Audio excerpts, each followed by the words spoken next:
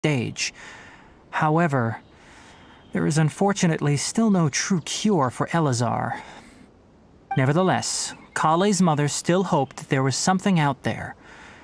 She handed Kale over to an organization known as the Fatui after one of their members lied and said they had a cure. What? The Fatui? Ah, it appears you are already familiar with them. That'll save me some explanation. Anyway, the person who eventually rescued Kale and brought her to me for care said that she had been given to a harbinger known as the Doctor. I have no idea how this doctor managed to do it, but her case of Elazar was completely stable for all the years that Kale was with them. However, Kale's days with the Fatui were anything but pleasant. Kale is a resilient individual and always tries to appear cheerful, but her experience with the Fatui has left deep scars. Even now, she can still feel deathly afraid of someone touching her. Oh, Paimon had no idea Kale's been through so much suffering. Oh, by the way, Paimon, Kale wanted me to tell you that she's sorry for scaring you yesterday. She also wanted both of you to know that she's sorry for hiding her illness. She doesn't need to apologize. None of this is her fault at all. Well said. I hope you'll get a chance to tell her that in person the next time you see her. Kale once thought that it would be impossible for her to have any real friendships. I trust that you two will never let my trainee experience such emotional pain again. Don't worry, Tainari. We'll take good care of her. Well, it's not too serious at this point. She overexerted herself the last couple of days, which is what led to her breakdown this time. As long as she has taken her medicine and gets plenty of rest, she should get better. Though, I must admit that Kale's condition was much more stable when she first arrived here in Gandharvaville. She was interested in the work of the forest rangers the moment she saw us. I could see that she was serious about learning, so I felt compelled to ask her to join us. Her stamina has gotten much worse recently. Though a moderate amount of physical exercise is always necessary, I'm afraid the long-distance patrols are a little too much for her now. All right, now that I've told you about Kale's past, I think I'll head into the rainforest to find some ingredients needed for her medicine. I'll see you two later. Yeah, we'd like to do something to help Kale too. All right, but I must warn you two. The rainforest is a dangerous place, especially for someone who's still recovering like the Traveler. You must follow closely and listen to every instruction. No problemo! Let's go then. We'll be looking for a plant known as Lunar Lotus. It's often used to help those afflicted with Elazar recover their energy. Hey, Tainari? Where exactly are we going to find this plant? Lunar Lotus can be found all over the rainforest, but it often grows right here around Gandharvaville. Given the name, it sounds like we should be looking for it in the water. You are correct. Lunar Lotus grows in the water. When fully matured, they look like giant blue flowers floating on the water's surface. Quite an attractive species, if you ask me. The large petals are actually the plant's leaves and sepals, which surround a very small flower. You should note that many of the plants found in Sumeru have names that are contrary to their species. Take the Kalpalata, for example. The plant is not a lotus at all, but rather a vine. And then there's the Sumeru rose, which is not a rose, completely contrary to its name. Oh, okay then. Note to Paimon. Never bring up the topic of flowers with Tainari.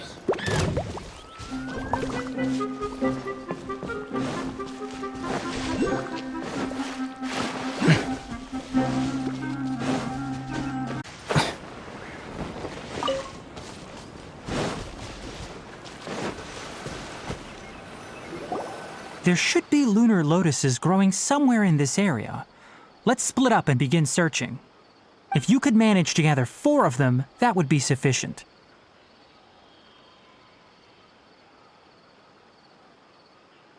We'll rendezvous here once you've gathered the needed amount.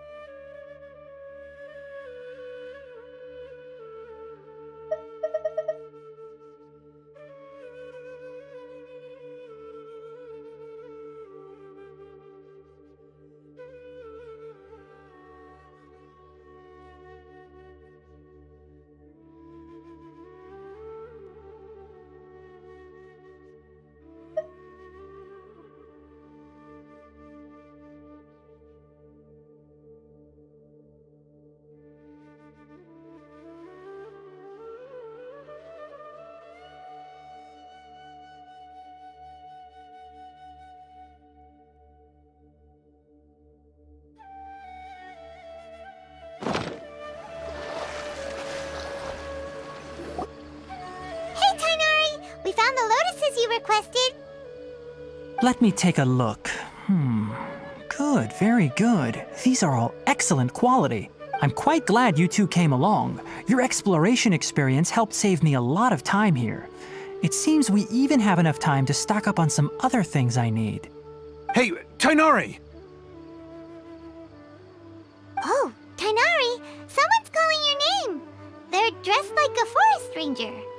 Ah yes, that's Amir and the others. But didn't they just set off not too long ago? What are they doing back so early? Let's go find out what's going on.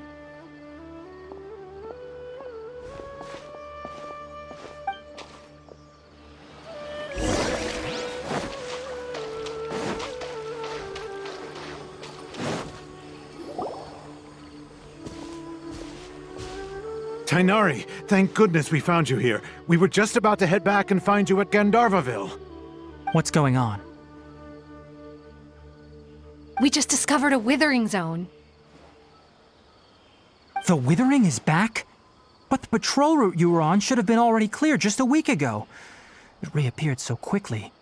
Can you tell me the exact location?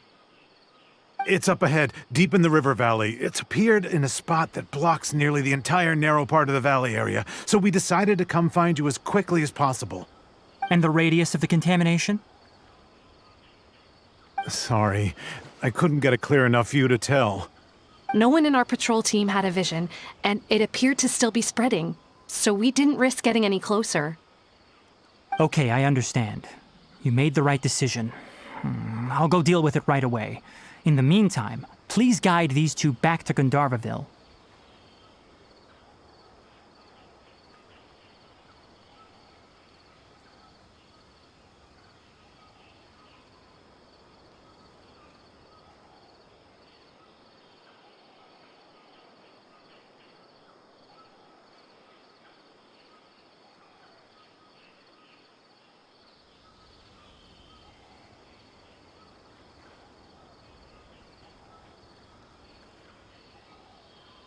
Wait, Tainari, why don't you let us help you? You two have only just arrived in Sumeru. You're still unfamiliar with many things in these lands. There's a unique type of anomaly that occurs in the Sumeru rainforest. It's called the Withering. The affected areas not only cause nearby vegetation to wither, but it's also lethal to wildlife and even people. If you don't carry a vision, then you should think twice before approaching such places. Yes, Amir is absolutely right. I wasn't kidding when I said the rainforest is a dangerous place.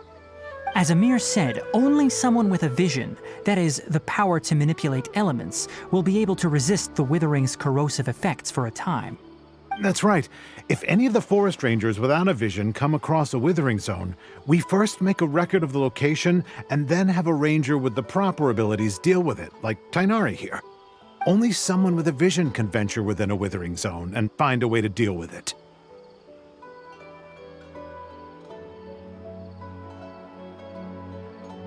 But you don't seem to carry a vision. Don't worry, she may not have a vision, but she's a real pro at using the power of the elements. It seems the rumors about you are true. In that case, all right, you two may accompany me.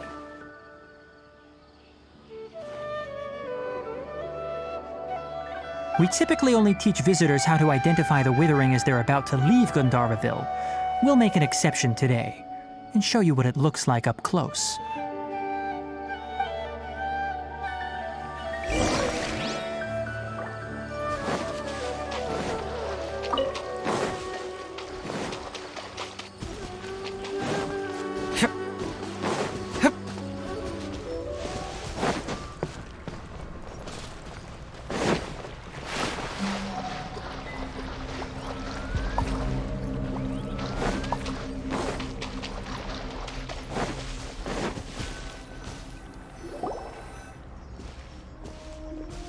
Stop.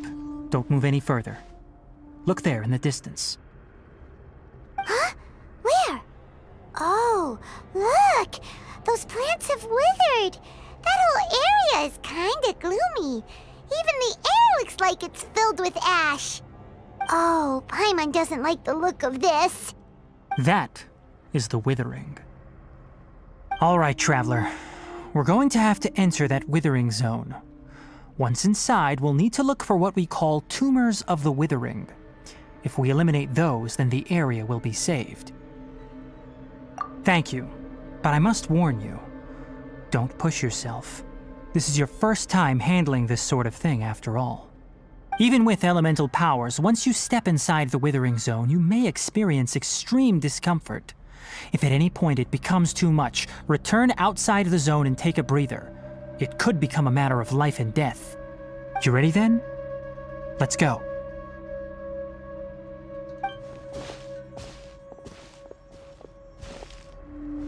First, we must locate any branches sustaining the Withering Zone.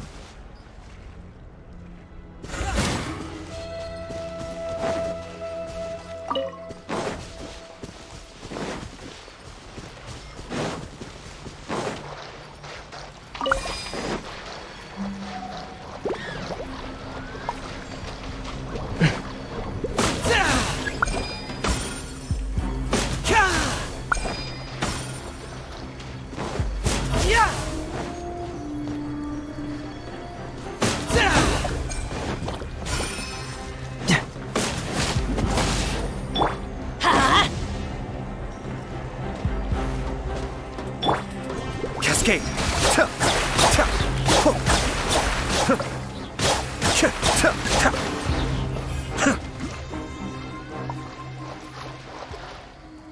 Be still.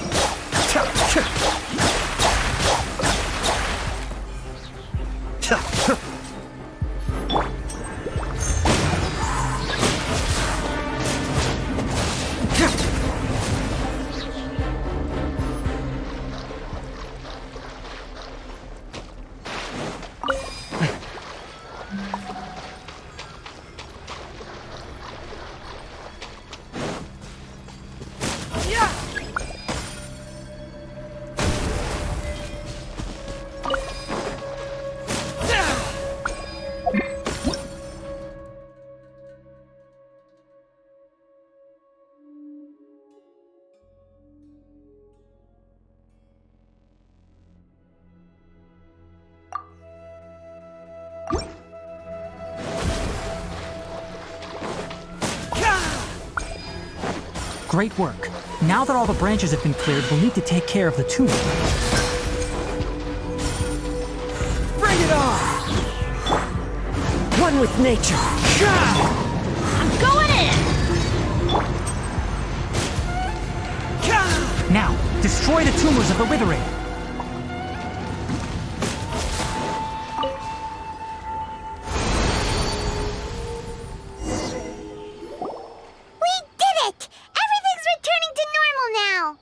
Yes, thanks to you two. We were able to quickly restore this area back to normal. Tighnari? You make it sound like we did well, but why does Paimon have the feeling you're worried about something? It's that obvious, huh? Alright, it's like this. Recently, the rate at which the Withering Zone appears has been increasing. Even though we were able to quickly clear that Withering Zone, it won't be long before another one appears. If that simply meant more work for me, then that wouldn't be an issue. But it's far more severe than that. The Withering is leaving lasting effects on the rainforest itself.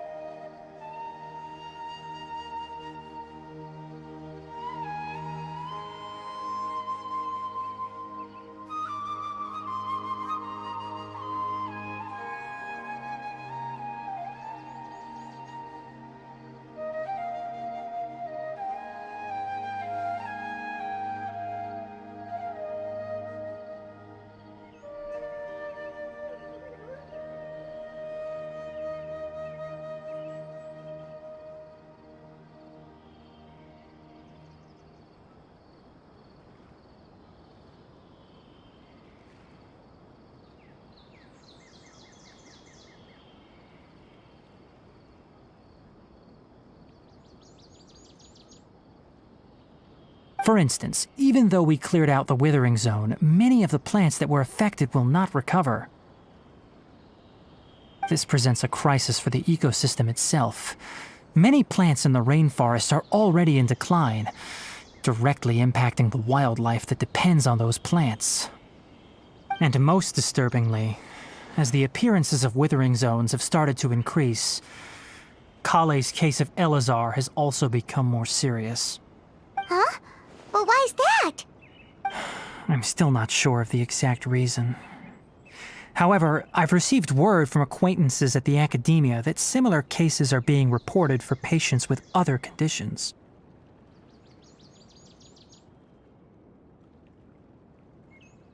No, none that we know of. The withering has been recorded in Sumeru for millennia. It's said that it originates from the depths of the world. By the way, have you heard of Irminsul before?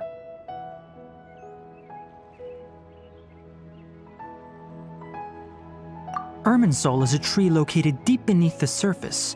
Although it isn't like any tree we know in a biological sense, you can basically think of it as a large tree that grows downwards rather than upwards. I'm sure you've heard of ley lines, right? They're like the roots of Irminsul, spreading and extending from a massive cavern deep underground all the way up to the surface.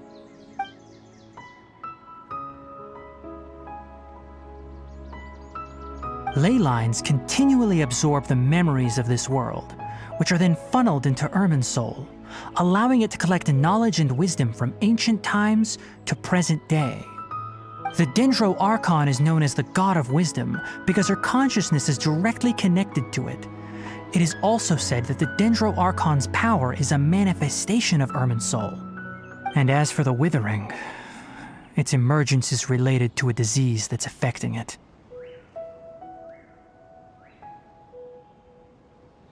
That's right. My ancestors learned of this from Greater Lord Rukkhadevata's familiars a long time ago. But even those mysterious creatures did not know of a cure for Irminsul. I'm afraid we Rangers will be battling the Withering Zones here for a long time until a cure is found. Alright, that's enough on this topic for the time being. Now that we've taken care of things here, it's time for us to head back to Gandharvaville.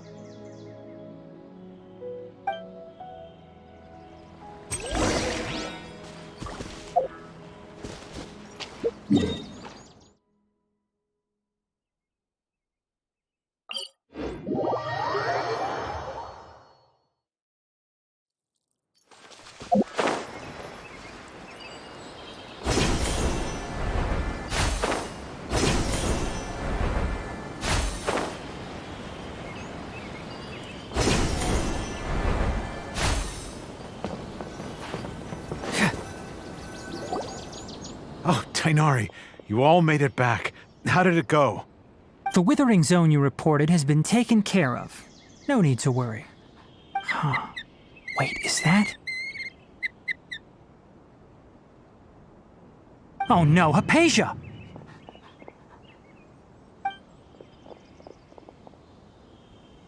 Huh? What's wrong, Tainari? This Duskbird is Hypatia's designated courier for urgent news. You do remember her, don't you? She's the scholar you and Paimon were following when you first arrived in Sumeru. Oh, her? How could we forget? So did something happen? Let me see what's written in the letter first. Oh.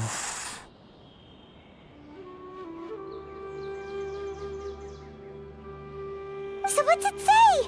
And what's with that weird expression on your face? Just let Paimon read it. Huh? All Paimon sees are 3 squiggly lines. Yes, allow me to explain. After we brought you from Hypatia's cave to Gandharvaville, Hypatia resumed her meditation. She must have just finished. It's been nearly 3 days since she's had anything to eat, and it appears she's forgotten to prepare some rations. This letter is her asking us for help. We need to go. What? You mean she's been sitting there for 3 days? Hey, wait, how did you know all that from just a few lines on the paper? Well, obviously because this has happened before. Last time she drew 5 lines, and by the time we found her... Well, I'd prefer not to remember that. Needless to say, Hypatia's been through worse, but we should still get to her as quickly as possible. I've got some emergency rations set aside for times like these. Paimon, Traveler, could you two bring these to her? Wait, you want us to bring her the rations? But will the Traveler be okay if her cave is still filled with that funny incense? Let's find out. Here, Traveler, take a smell and see. So, how do you feel?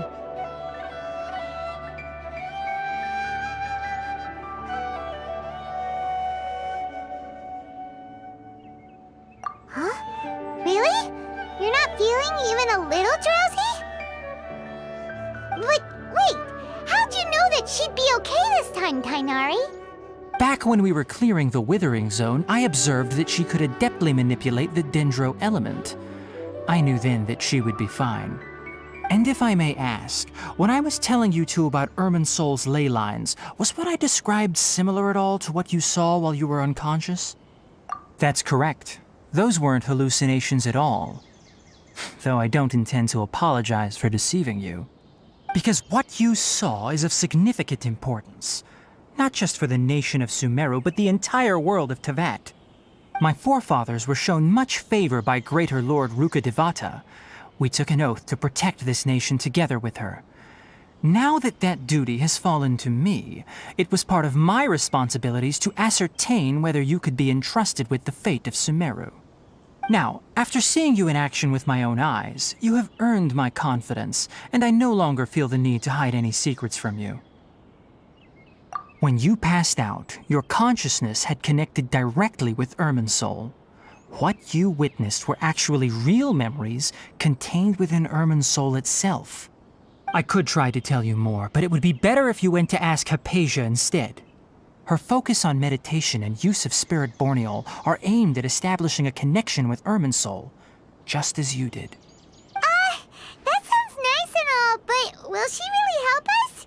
Seriously, she completely ignored us the last time we tried talking to her. That was because when you ran into her, she was in a special phase of her training. During that time, she must avoid communicating with others. Please, wait here for a moment.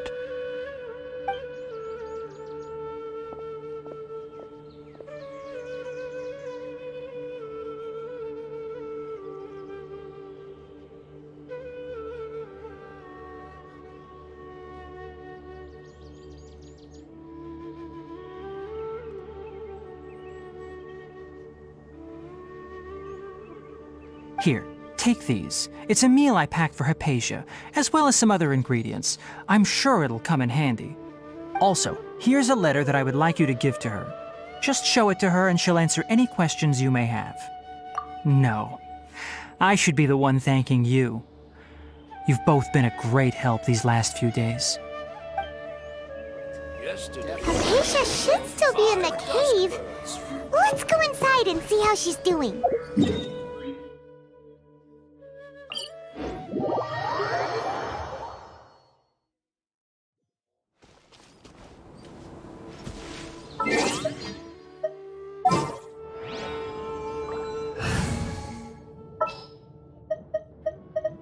Just what will we come across this time?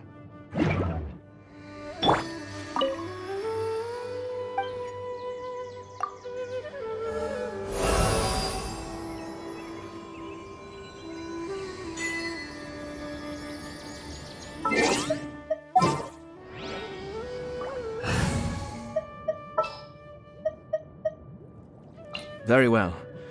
I shall put my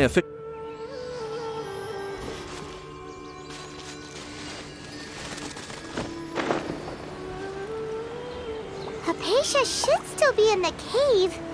Let's go inside and see how she's doing.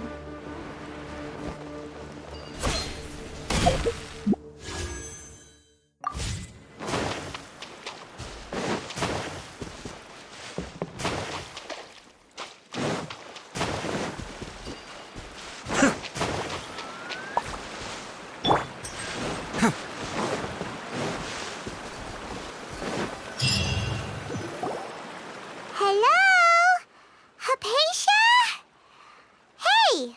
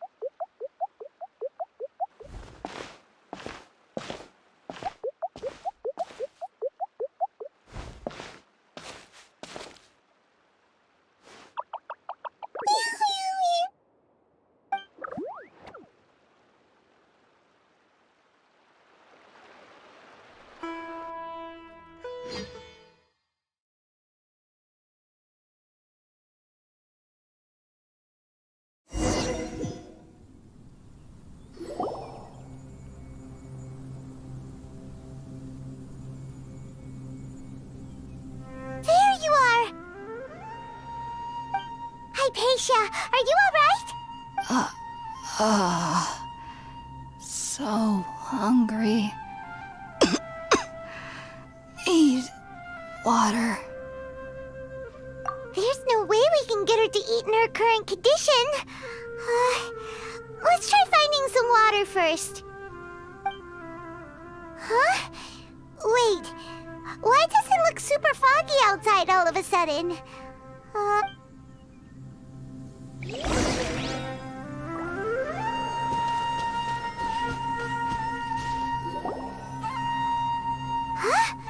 How'd things out here end up looking like this? What happened? And where are we? Really? Oh, maybe you're right. Let's go investigate the area.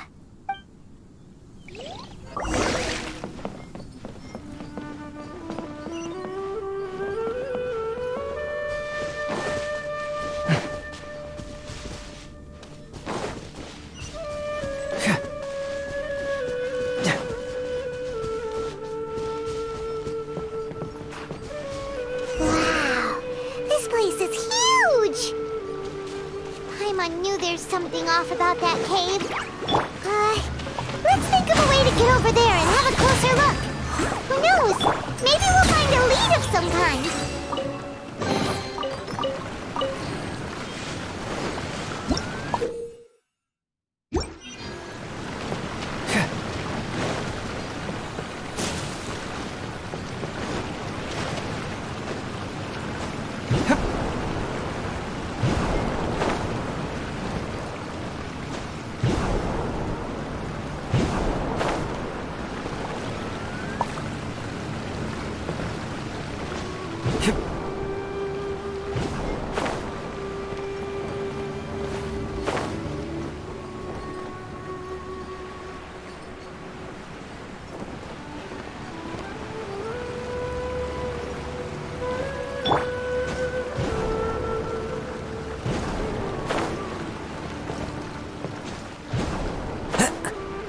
Follow the wind.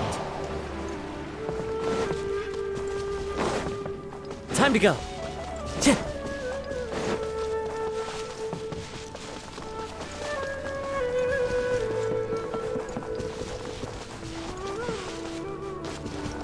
Time to go.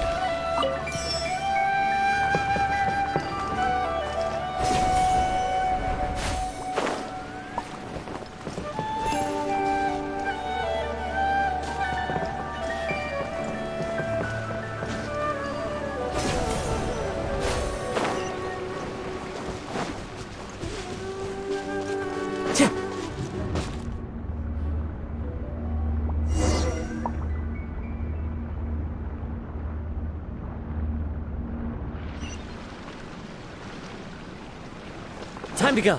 Huh? What happened just now? Why'd everything around us suddenly change?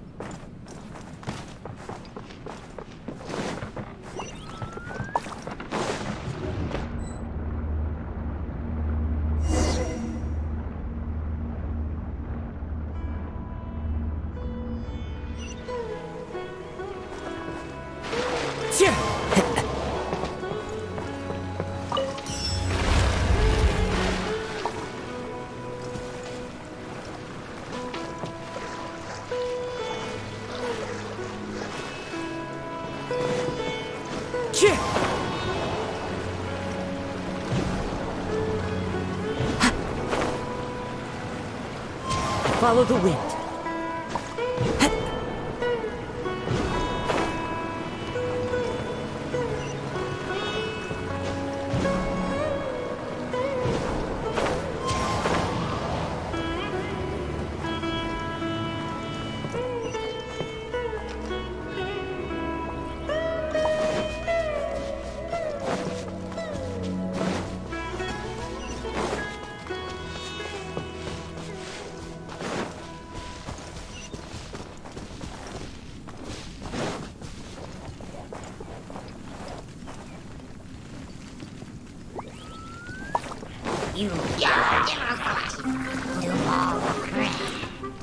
The wind knows me.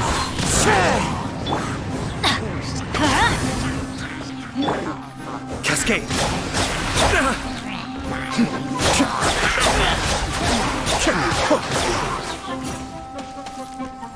As one with wind and cloud, one with nature.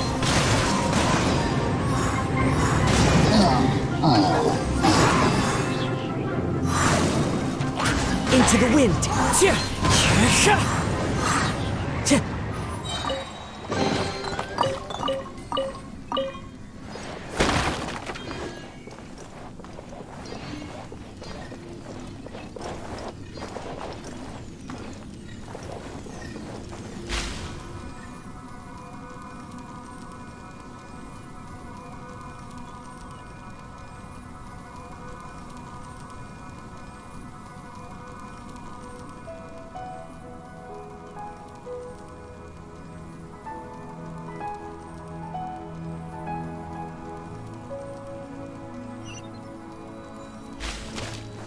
Time to go.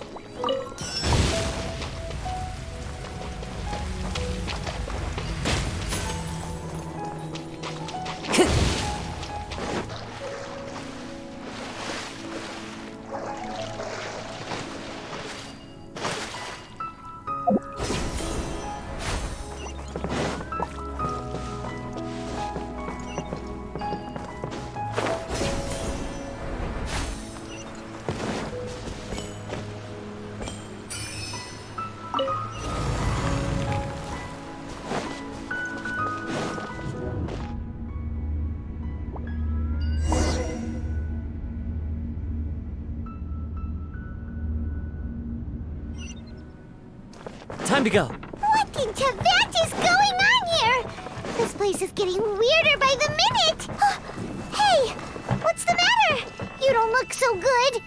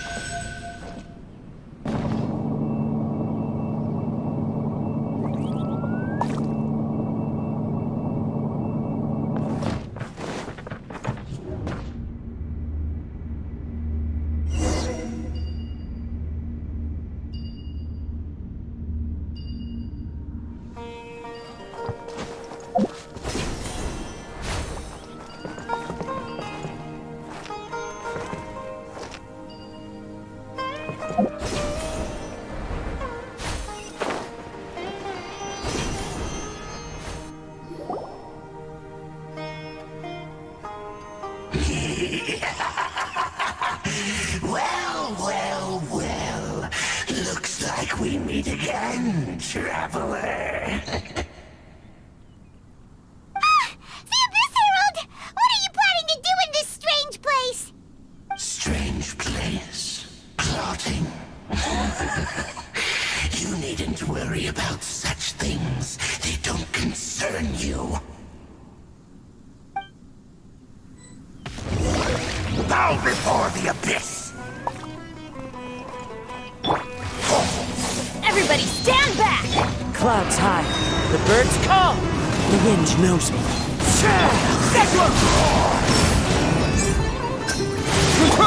Mind the deluge. Be still. One of us has to go. Let's light it up! The end is nigh.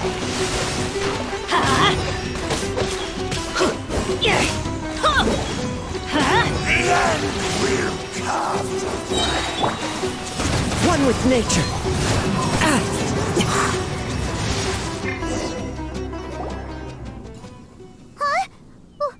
Why can't we beat this guy? Oh, Paimon doesn't get it! We faced others like him before! What's wrong this time? Traveler, though you may have managed to avert countless crises before, your good fortune was bound to end sooner or later. It's time you realize how weak and powerless you really are. Your brother. Oh, pitiful traveler. Are you really so ignorant? Or are you just living in complete denial? His Highness has long since forsaken you. Your meager existence in his eyes is that of an annoying bug, only to be stepped upon. The bonds of love and family which drive you to find your sibling are utterly gone. Your journey is meaningless. But don't you fret now. Today will be your last.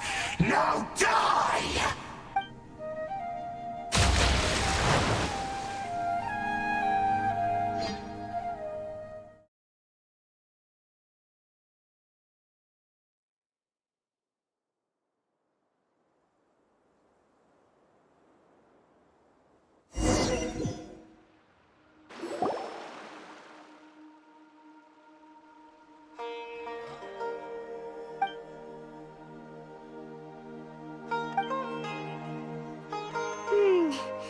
What do we do? Oh, there she is! Quick, let's see how she's doing. So sweet. Well, the good news is that she's still conscious. Hey, why'd you drop her food on the floor like that?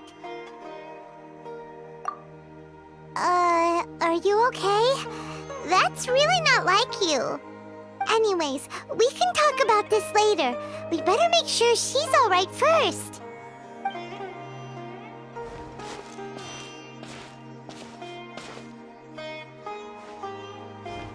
Whoa! Wait a sec. Look at all this fruit lying around her. We can put that to good use.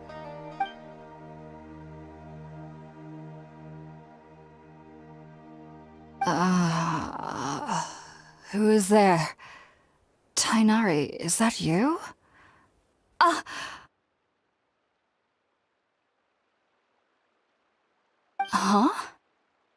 It's okay. You can relax, Hypatia.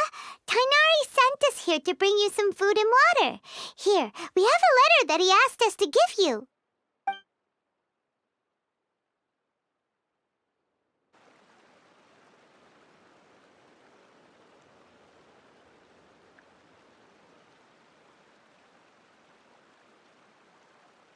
I see.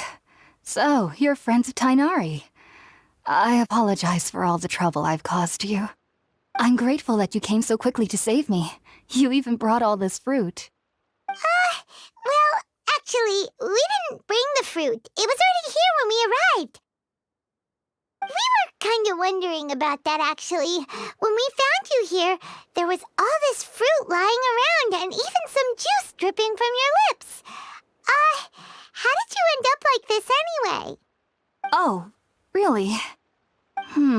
seem to understand now. All the fruit was likely from my, neighbor. Must have come by and saw me like this. Your neighbor? You mean there's someone else living nearby? Oh? So you're able to see them too?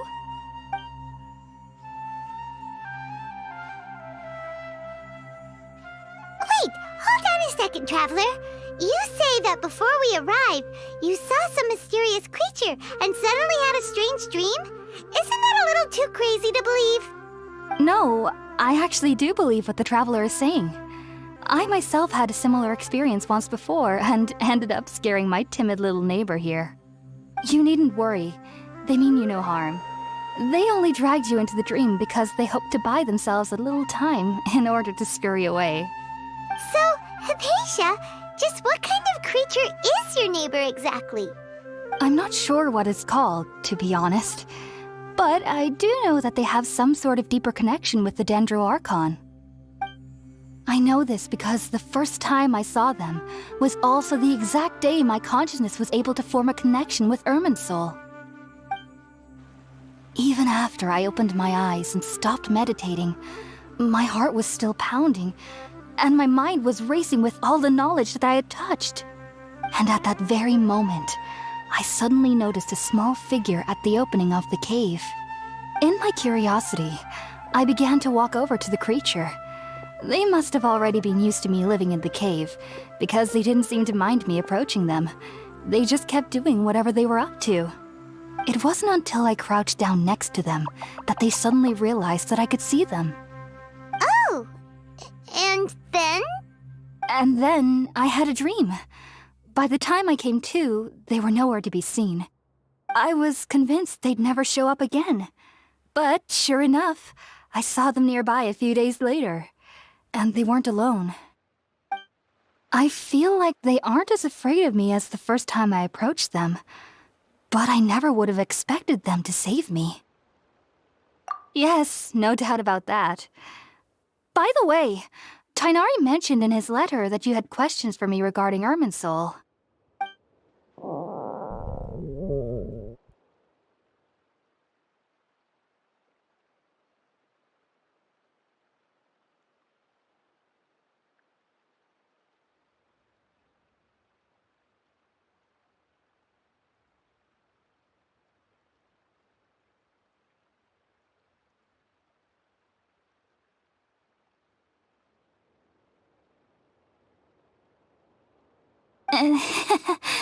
Sorry about that.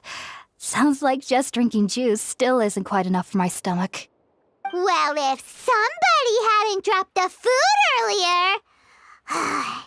Anyway, looks like we'll need to prepare something ourselves. Besides, Paimon's getting hungry too. Let's eat first and talk about Irminsul later. All right, we're up, Traveler. Today's menu will feature Sweet Madame and a radish veggie soup. You'll love them, Hypatia. They're our specialties after all. Sounds good. I've never tried any dishes from other nations before. I certainly look forward to it. It's been so long since I've had a decent meal, too. To be honest, the last time had to be when Tighnari came to visit.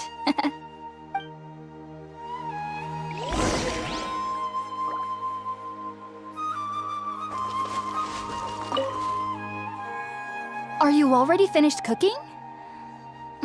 Smells delectable. I'm truly thankful whenever I can enjoy a proper meal like this. Cooking really isn't my forte.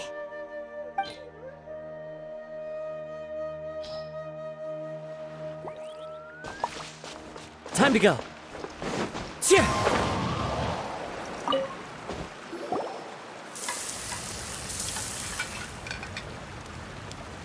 All done!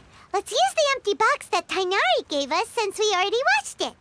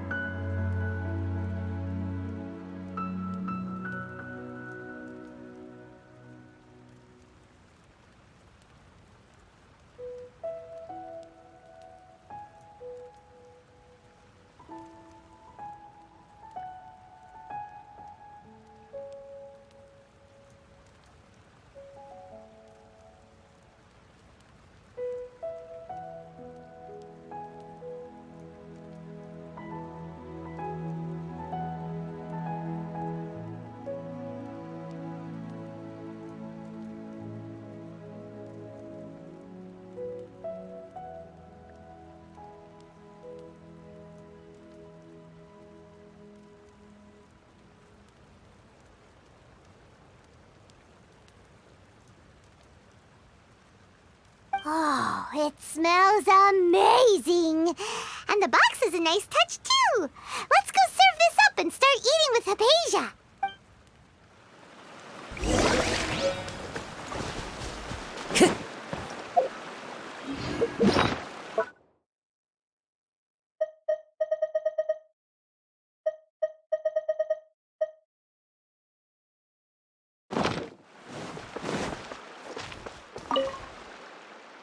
Are you already finished cooking?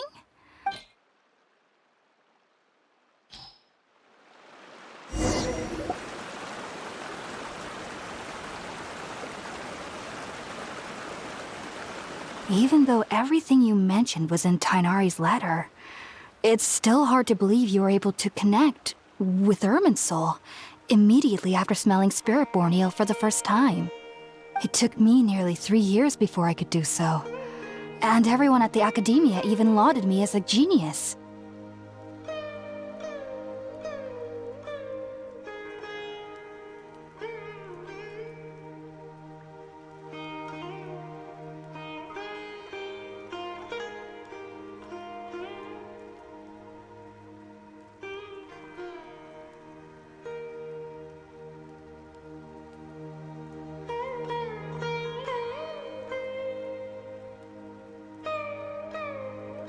You should know that some researchers spend their entire lives without ever successfully connecting with Irminsul as you have.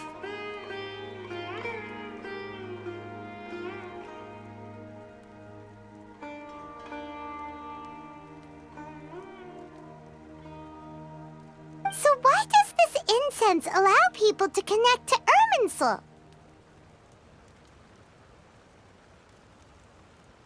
The ingredients used to make Spiritborn Ale primarily consist of plants created by Greater Lord Rukkhadevata. These special ingredients are conducive to heightening our senses to the Dendro Archon's power. Since the root of the Dendro Archon's power lies within Irminsul, we can occasionally tap into her powers to peer into the depths of the earth.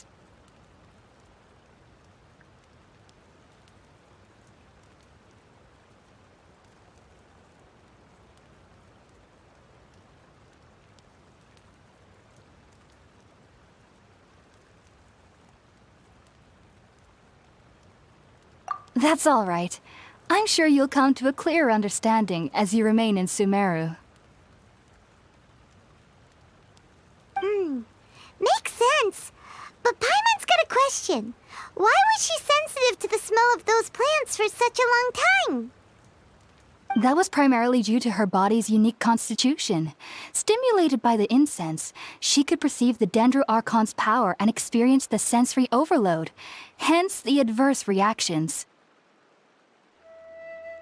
Taking in any scent similar to the ingredients of Spiritborn Ale would cause adverse effects. Not to worry, though. It appears you've already fully recovered. Technically, your body should still be sensitive to the powers of the Dendro Archon, but unless you're using intentional meditation techniques, the scent of Spiritborn Ale should no longer trigger such reactions. Whew. Well, that's a relief. I must admit, I am quite envious of your abilities. Even if it meant suffering from pounding headaches for the rest of my life, I'd consider it worthwhile so long as I could connect with Irminsul at will. Whoa, you're really serious about this whole thing, aren't you? I am a researcher after all. As a member of the Ritaoist Darshan at the Academia, my main area of research is the stars and their connection to the fate of living beings. But there is still so much we don't know, especially regarding the mysteries that lie in the starry skies. Which is why I must turn to the all-knowing Irminsul for answers.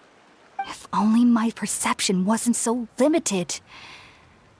Unfortunately, I cannot guarantee that my every attempt to attune with Irminsul will be successful, or that doing so will leave my consciousness intact.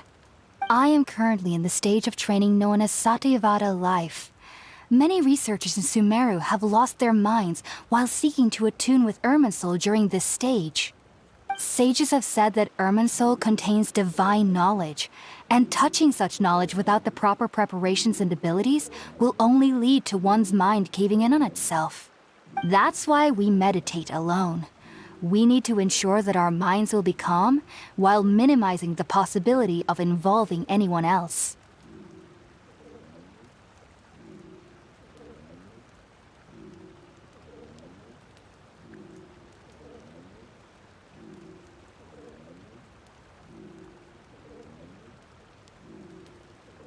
Whoa! So knowledge from Irminsul can be super dangerous! Aren't you afraid of the risks, Hypatia? Of course I do. Especially during nights that are pitch black with no moonlight, and dead silent without even the sound of insects. However, I've been feeling better as of late. I don't get as scared anymore knowing that I have a little neighbor living nearby. I believe that being able to see them is a sort of blessing from the Dendro Archon. But what's strangest of all is that they're clearly an envoy of the God of Wisdom herself. And they have the curious power to make people dream. What's so strange about that? It doesn't sound so out of place for a divine being, does it? Well, it's strange because nearly nobody in Sumeru can ever dream. Huh. Is that true? Yes, well, to an extent. Only children can dream in Sumeru. Adults, however, never do. The sage's rationality, but that which occurs in dreams is often neither rational nor logical.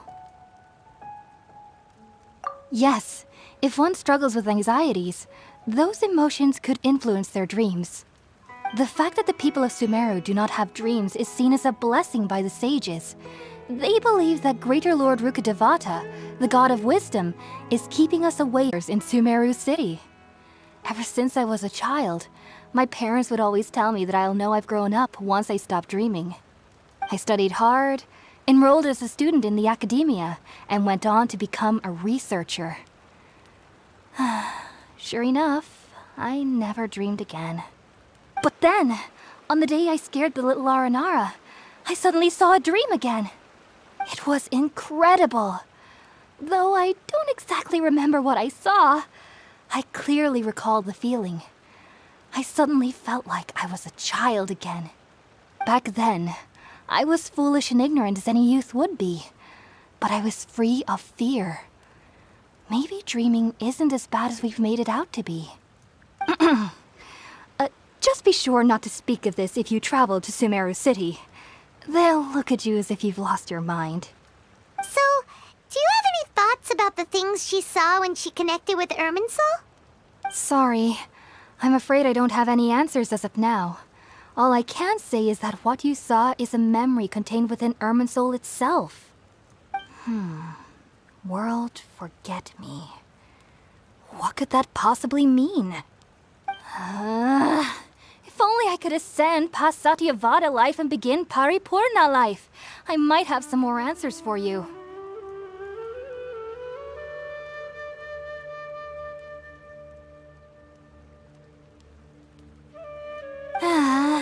If you two are ever in the area again, please be sure to come and see me.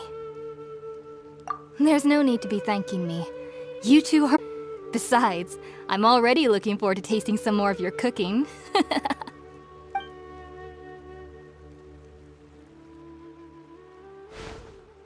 that we know Hypatia is alright and had the chance to ask her some questions, Paimon thinks it's about time to head back to Gandharvaville.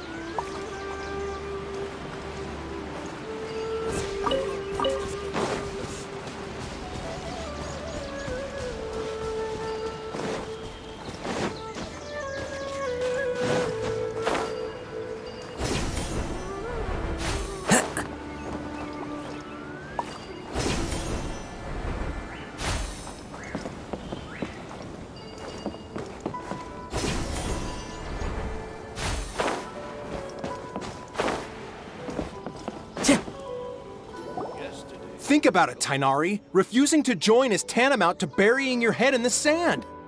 I understand that you're a forest watcher and that it's your duty to combat the effects of withering zones.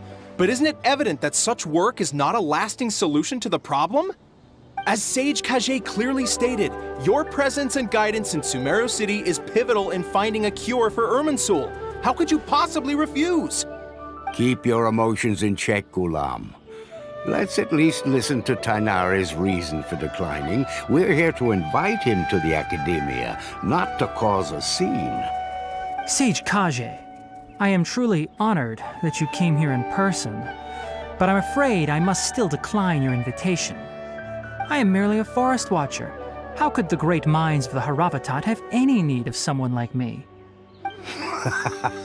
Well, it turns out that your refusal letter had some implications on your master's reputation. He is a renowned sage of the Immorta, after all. So now I've come here in his stead. I see. Huh. And I figured that given his temper, he would come here and berate me personally.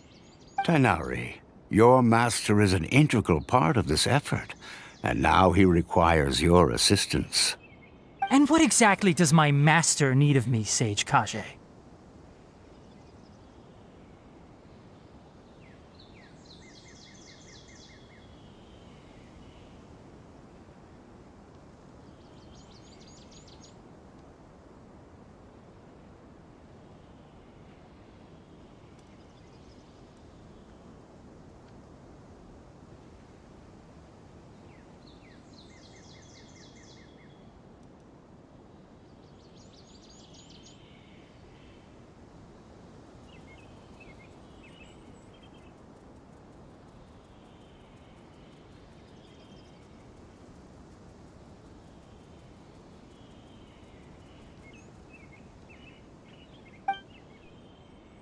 You'll know, once you've arrived in Sumeru City, that is.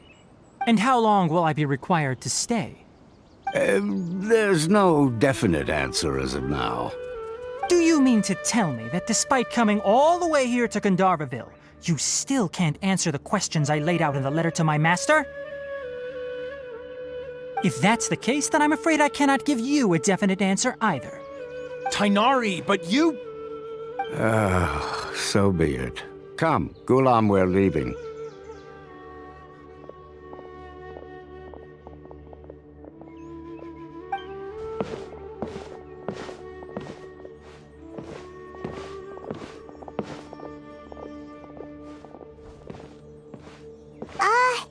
Tainari, what was that all about?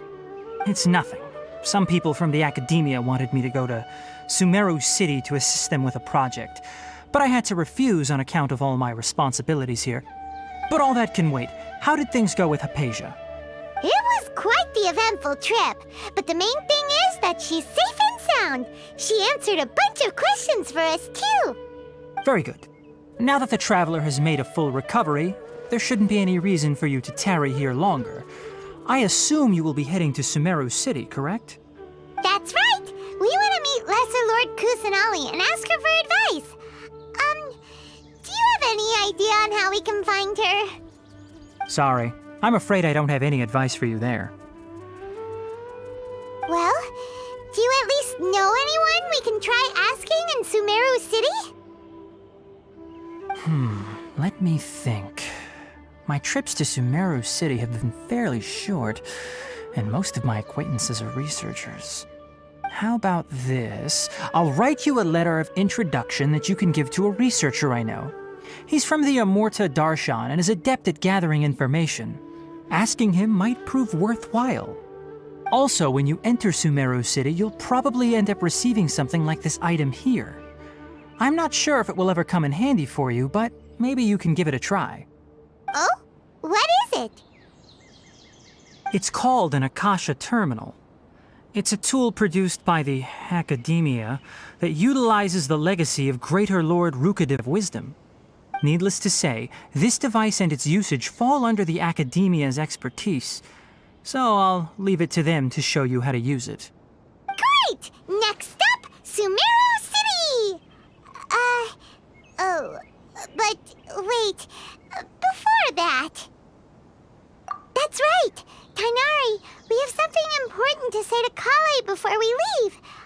Is she doing better now?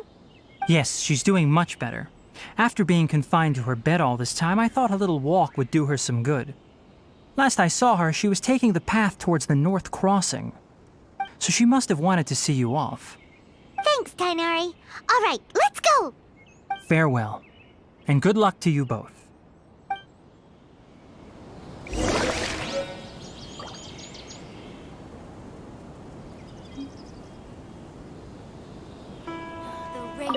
Kale is waiting at the northmost crossing of Gandharvaville. You should be able to find her there. Don't you worry about Kale. I'll look after her. I'll find a way to understand the relationship between the Withering and her disease. Kale is waiting at the northmost crossing of Gandharvaville. You should be able to find her there.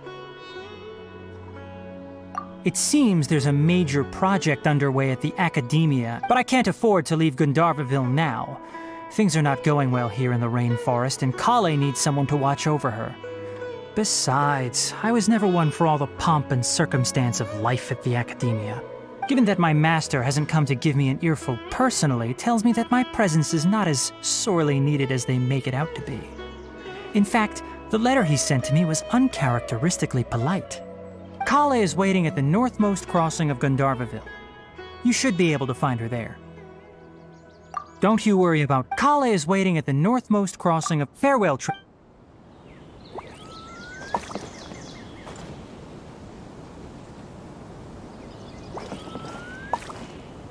For the next interview, I think I'll start with these questions.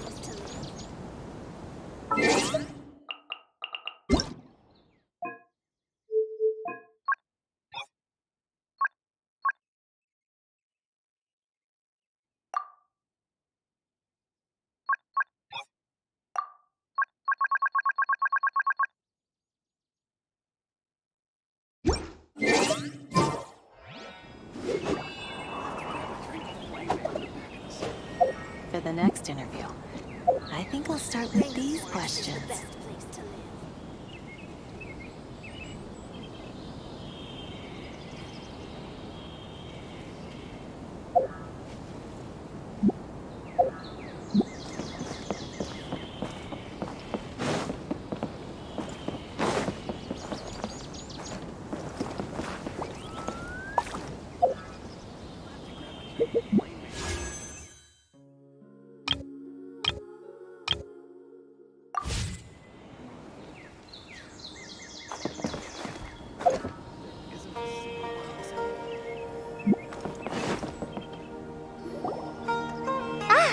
I've been waiting for you two.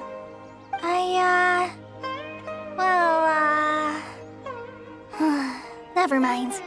I guess I should just wish you two a safe and successful journey. Thanks for waiting here just to see us off, Kale. We're headed to Sumeru City. Don't worry about me. I can take care of myself. My condition won't be getting in the way of my duties. I want to be a forest ranger after all. It's up to me and the others to protect the rainforest here. And, I'm sorry. I should have told you both about my condition when we first met. I just wanted you two to treat me as a normal friend, not some girl that needs your sympathy. But I guess now I understand that the most important thing is for friends to be genuine with one another. There's no need to apologize, Kale. We should be thanking you for trusting us enough to be your friends and sharing your past with us. We're probably still gonna worry about your condition, but that's because we're friends and we care about you. Thank you. That means a lot. Before you leave, I have something for you. Oh? What is it? It's my recipe for pita pockets. I told you that I'd give you a copy, remember? My handwriting is a little, messy, so please don't laugh.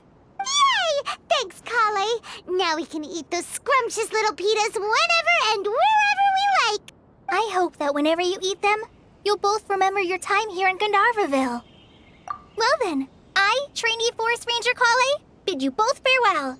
Please visit Gandharvaville again. The Rangers will always be ready to assist you here.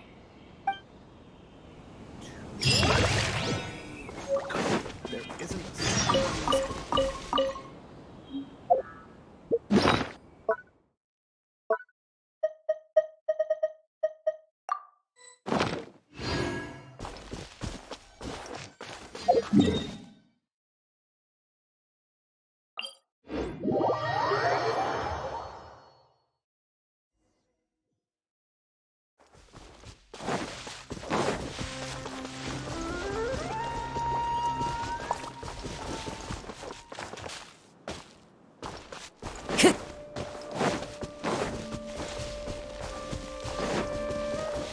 Time to go.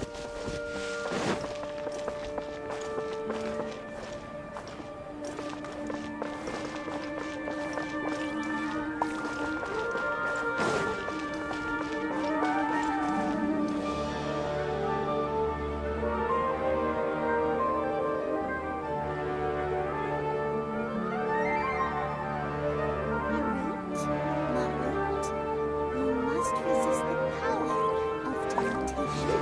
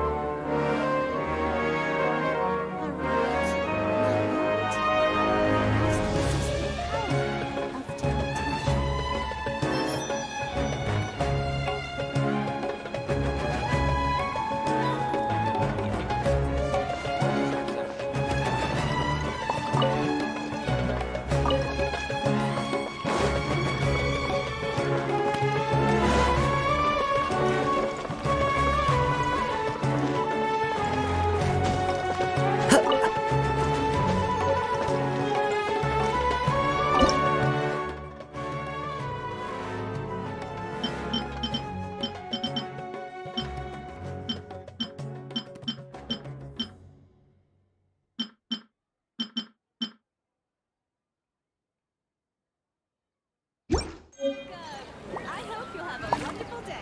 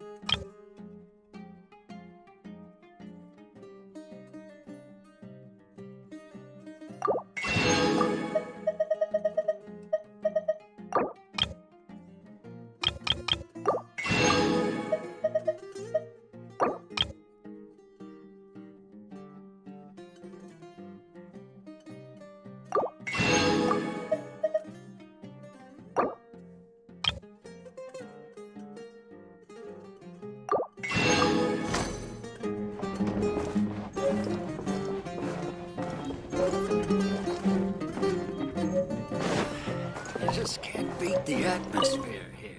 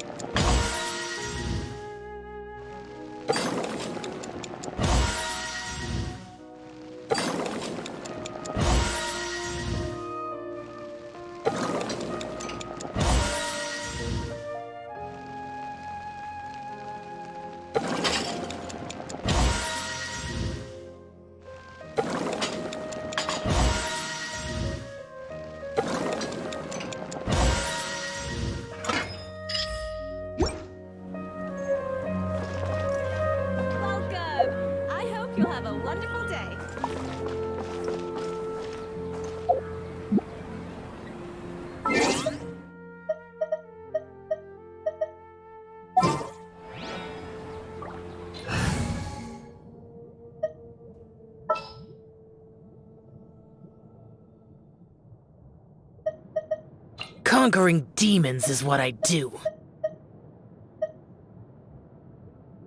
Don't you remember your welcome? I hope you have a wonderful...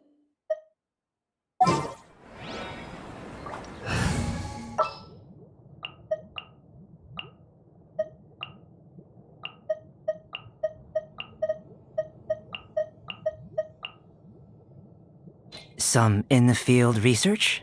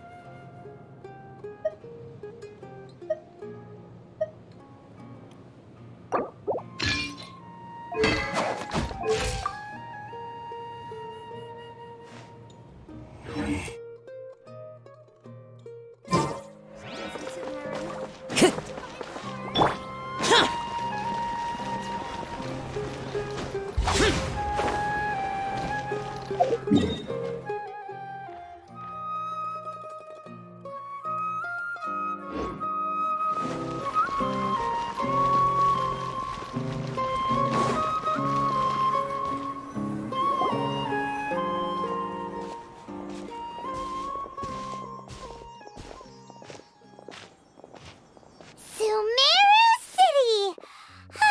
We finally made it! Oh, did you see that? When those people entered the city, something on their heads lit up. One moment, please, you two. It appears this is your first time visiting Sumeru City. Oh, yeah, that's right. But how did you know that? Because there's currently no information on either of you in the Akasha. But no need to worry, that won't prevent you from entering the city. In fact, the Academia conveniently provides each traveler to Sumeru City with a device. Perhaps you two have heard of the Akasha before. It's our beloved Greater Lord Rukkhadevata's lasting legacy, a treasure trove of collected knowledge. After centuries of tireless research on the Akasha, the Academia created one of its most ingenious inventions, the Akasha Terminal. As long as you are within Sumeru's borders, you may use an Akasha Terminal to connect directly to the Akasha and access any knowledge you need. I should mention that due to technical limitations, the operation of Akasha Terminals will be much smoother and more effective in large cities such as Sumeru City and Port Ormos. Oh, so this is the thing that Tainari was telling us about. It sounds pretty amazing. You two are quite fortunate. Until recently, it was standard practice to only issue Akasha Terminals to outlanders who spent an extended amount of time in Sumeru. However, this policy was recently changed, and now all travelers are issued one upon arrival. Here are your Akasha Terminals. Please handle them with care. It kinda looks like a leash. To activate it, simply hold it in your hand and say the following phrase to yourself. May the mighty God bless us with their voice of wisdom. Oh, since this little doodad lets you access knowledge, maybe we can use it to find a way to meet Lesser Lord Kusanali. Let's give it a try. Ahem. May the mighty God bless us with their voice of wisdom.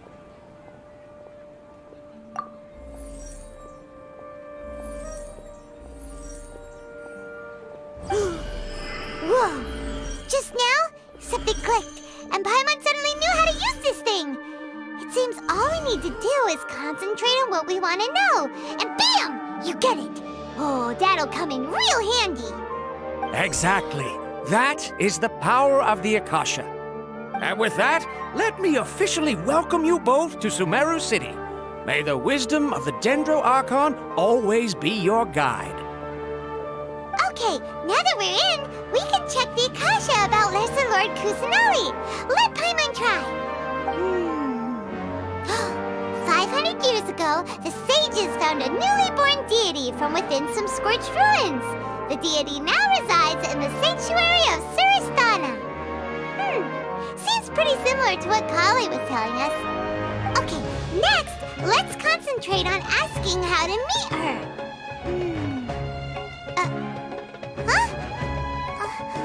Paimon doesn't sense anything. The Akasha didn't respond to Paimon's question. Oh, come on! Ugh. Focusing on this question feels like when you have something you're trying to remember and it's on the tip of your tongue, but you just can't think of it. Ugh. Paimon's brain is exhausted. Oh, smart idea. But what are you going to ask it?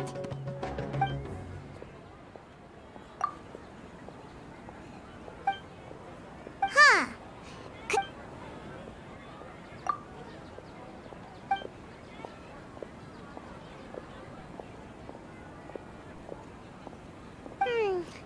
You too?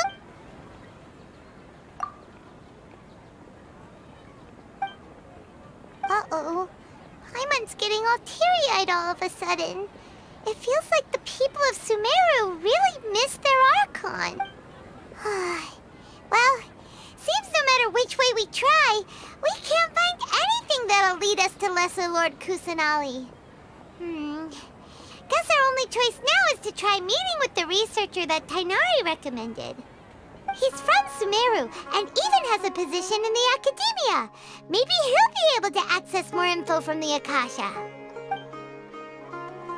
Let's see. Tainari wrote an address on the letter's envelope. Let's head over and have a look. Hopefully he's at home.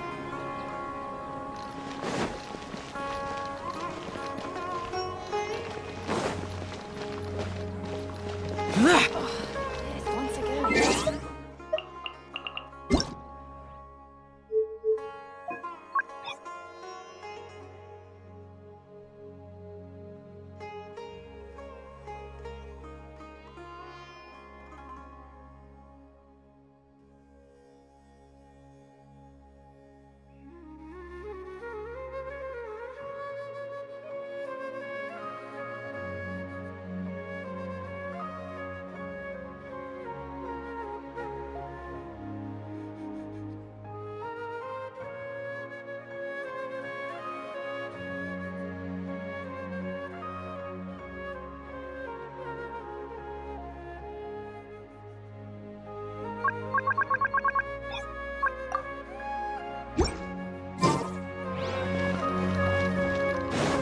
Watch out for pickpockets.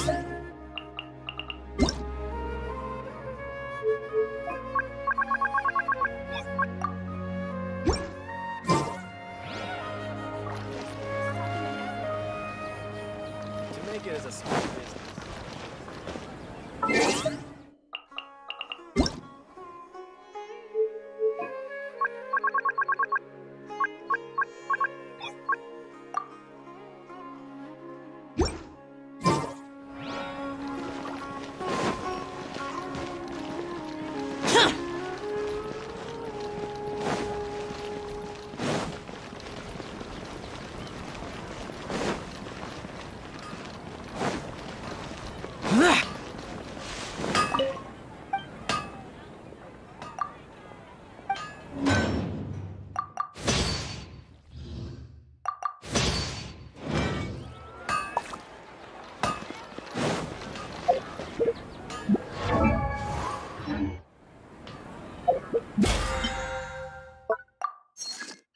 Cards are safe for sure.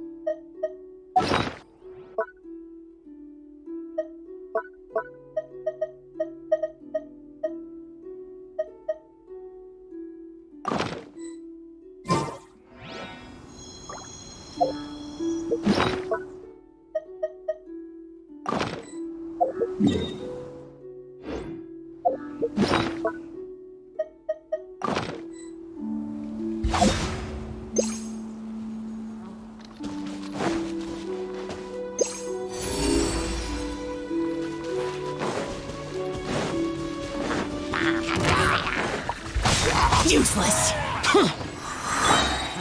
Into the wind!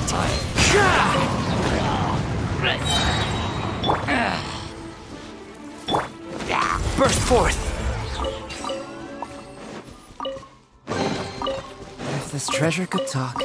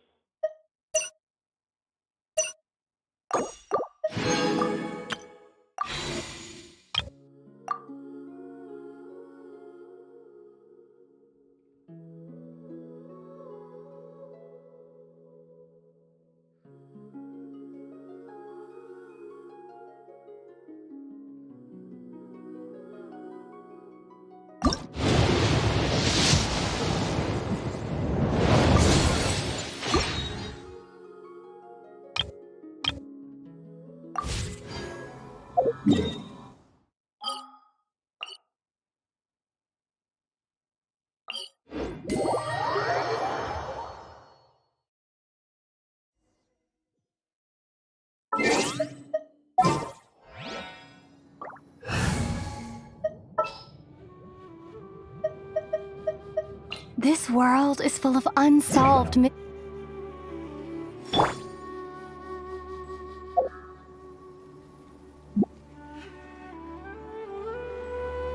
Propagate!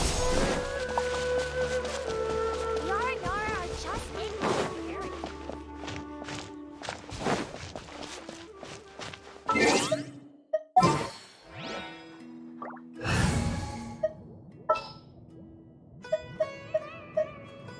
All right, let's head off.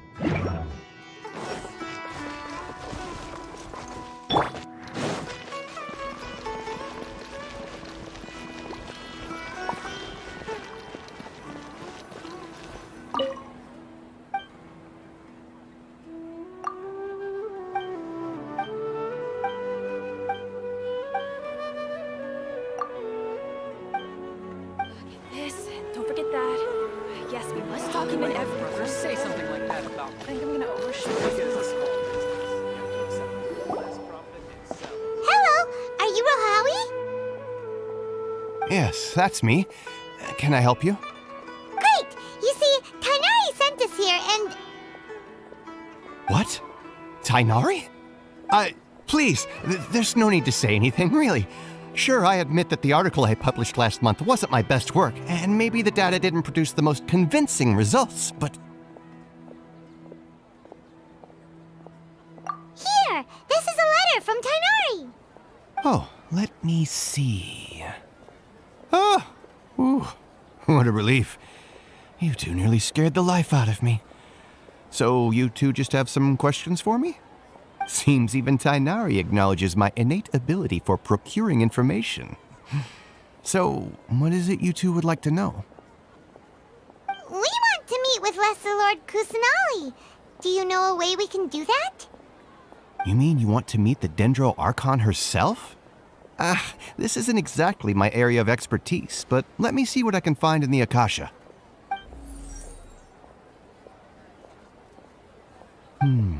Sorry, the Akasha didn't respond to my query. What? You too? But what about your abilities for getting information and all that? Paimon was sure you'd be able to access more info than we did.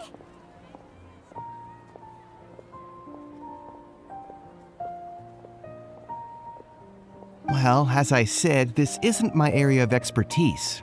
I am but a lowly researcher, so the Akasha doesn't see a need for me to know more about the Dendro Archon. All I know is that ever since Lesser Lord Kusanali returned to Sumeru, she's never left the Sanctuary of Sorasthana or made a public appearance. Huh. Didn't expect her to be such a mysterious figure.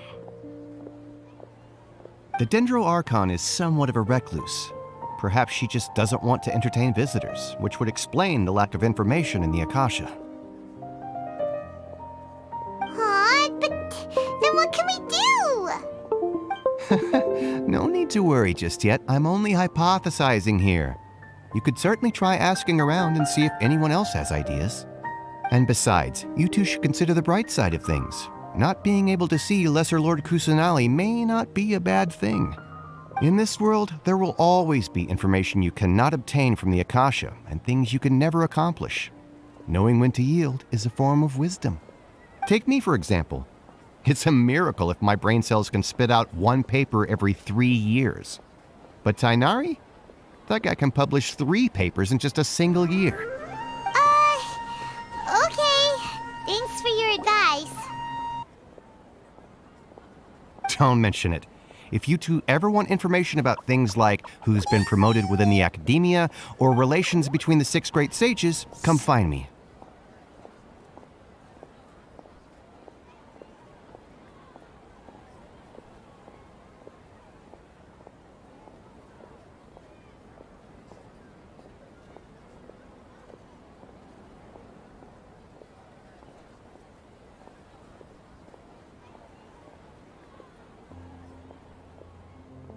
Hey, come on! This is a survival skill at the Academia.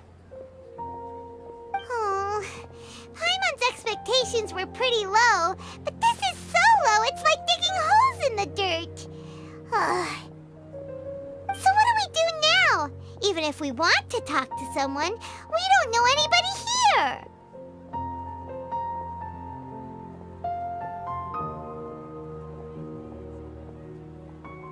Huh? Like who? Oh, you're right! Catherine! The Adventurers Guild has its own intel network. Let's hurry and find her.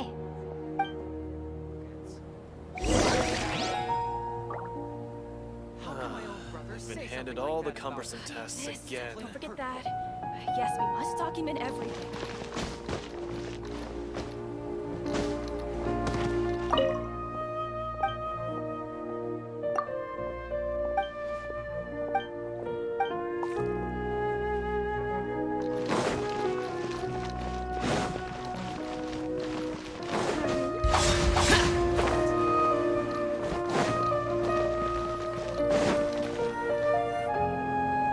Astra Abyssask. Hello, Traveler and Paimon. Catherine, we need your help with something. Understood. The Adventurers Guild is always ready to serve you. With what do you require assistance? We want to meet with Lesser Lord Kusanali. Do you know a way we can do that? You two wish to meet with Sumeru's Archon. Understood. Please wait.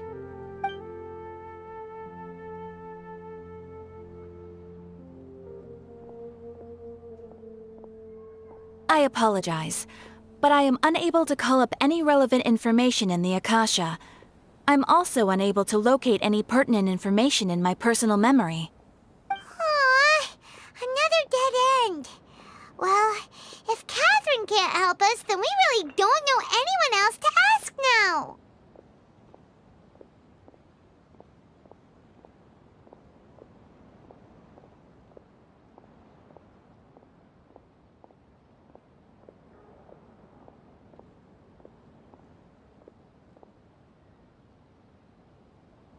Please do not worry.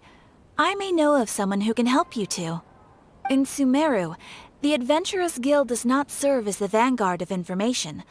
Rather, there are numerous active mercenary groups collectively known as the Eramites. They take on various contracts and work all across Sumeru, so they naturally accrue intelligence. An Eramite brigade called the Corps of 30 is in charge of Sumeru City's defenses. Not only are they the oldest brigade, but they are responsible for managing and coordinating the affairs of all other mercenary brigades. Corps of 30? What a weird name. Supposedly, they are named as such because their ranks numbered 30 at their inception. Asfand, an advisor with the Corps of 30, maintains good relations with the Adventurers Guild. Though he's already retired, he and his words carry great weight within mercenary circles. If you'd like to get in contact with him, you can find him at the Corps of 30's headquarters, the Citadel of Regzar.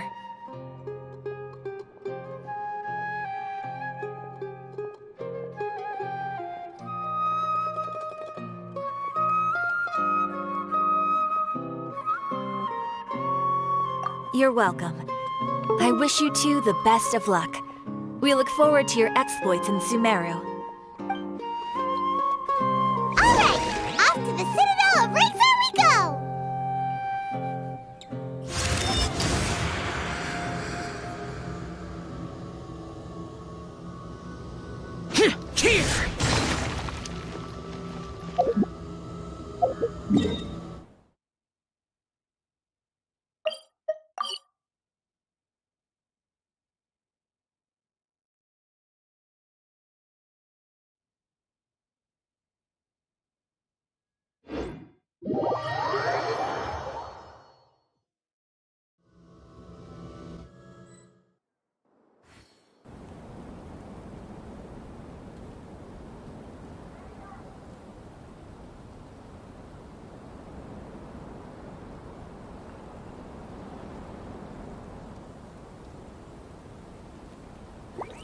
The damned will sooner die again than lay a hand on me.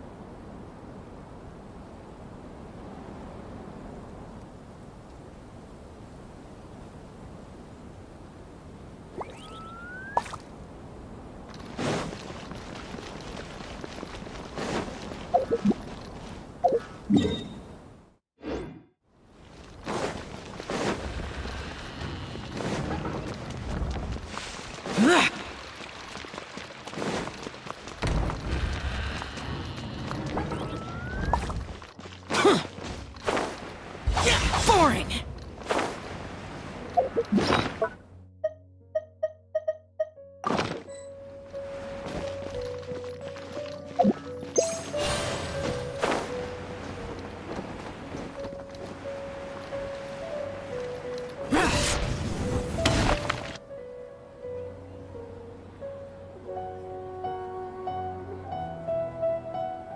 Welcome. The Adventurers Guild told me to expect you two. It's nice to meet you, Osfond. We'd like to ask you about something.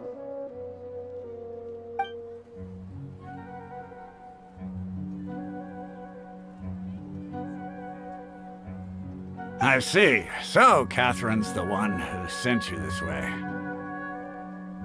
Ha! It's true that the Eramite's network is vast, but even I can't help you meet the Dendro Archon. Wait, seriously? That's it?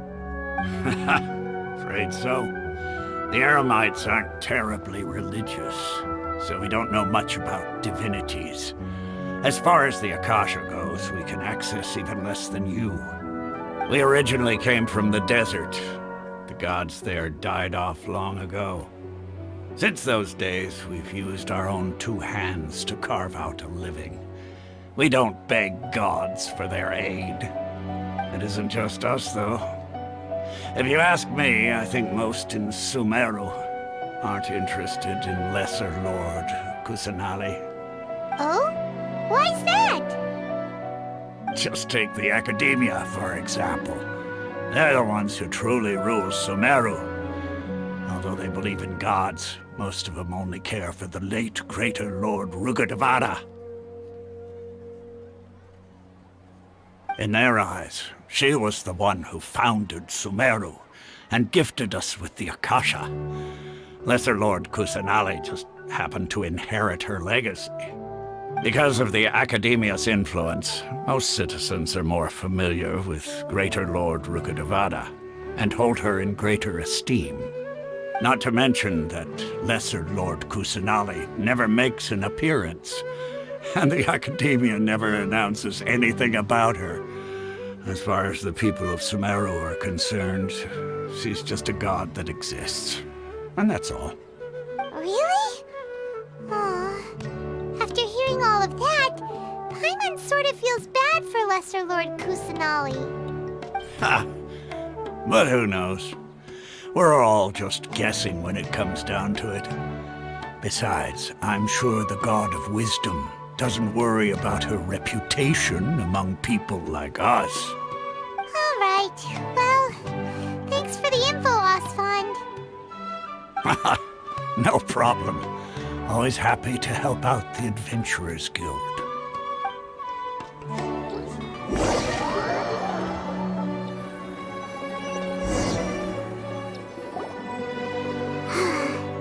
Seems Osfond was right about most people's attitudes here.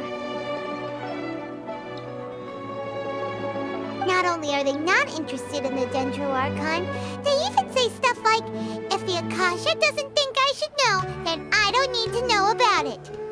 We've been asking for information non-stop ever since we got to Sumeru. But the harder we try, the more helpless everything seems. Isn't there at least one person in this entire city who cares about Lesser Lord Kusanali? Oh, you two are interested in Lesser Lord Kusanali? Huh? Who are you? From the sound of it, you two are Outlanders who recently arrived here. You've been asking around for information on Lesser Lord Kusanali, right? Oh, I'm sorry. I forgot to introduce myself. I'm Dunyarzad, one of Lesser Lord Kusanali's faithful followers. Whoa, really? Then do you know how we can meet with her? I'm afraid I can't help you with that. But your conversation earlier did happen to remind me of a legend about the Dendro Archon.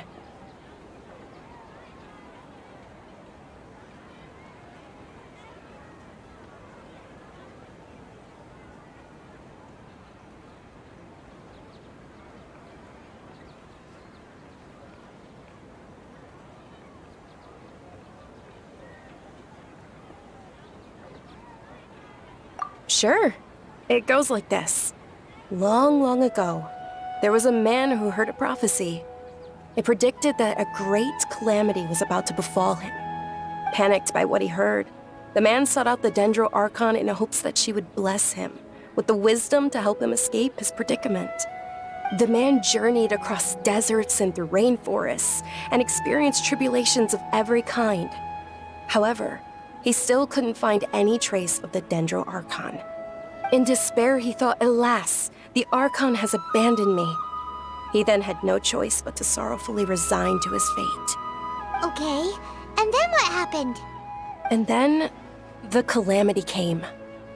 But to his own surprise, the man felt somehow emboldened by the trials of his journey.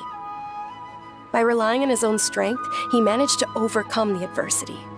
At that moment, a bird perched upon his shoulder. This bird was, in fact, an avatar of the Dendro Archon. She said, "O Archon Seeker, do you now understand? She and her wisdom have long been found by you. Along your journey, we were in every flower and blade of grass, every ray of sparkling sun, and every breath of dancing wind. So long as you continue to think and ponder, we'll be wherever you go." Yeah, thanks for the story!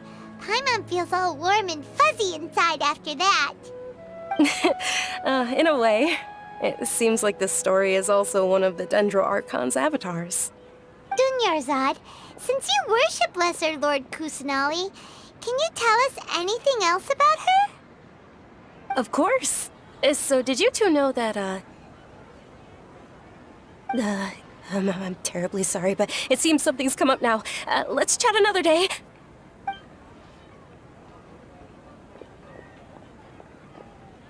Hey, wait!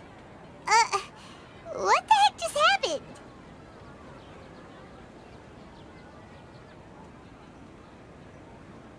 It looks like they're searching for someone. Dunyarzad was acting super nervous just now. You think they're looking for her? This stinks! We finally managed to find a lead about Lesser Lord Kusanali! We can't let them get in the way now. Let's see if we can get rid of them. Then we can catch up with Dunyarzad. Hey, have you two seen a brown-haired girl wearing a purple top and a long blue dress? We're looking for her. Did she have bandages wrapped around her wrists?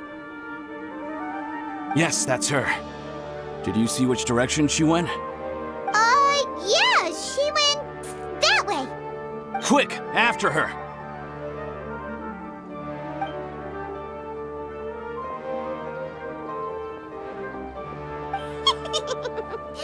That should keep him busy for a while.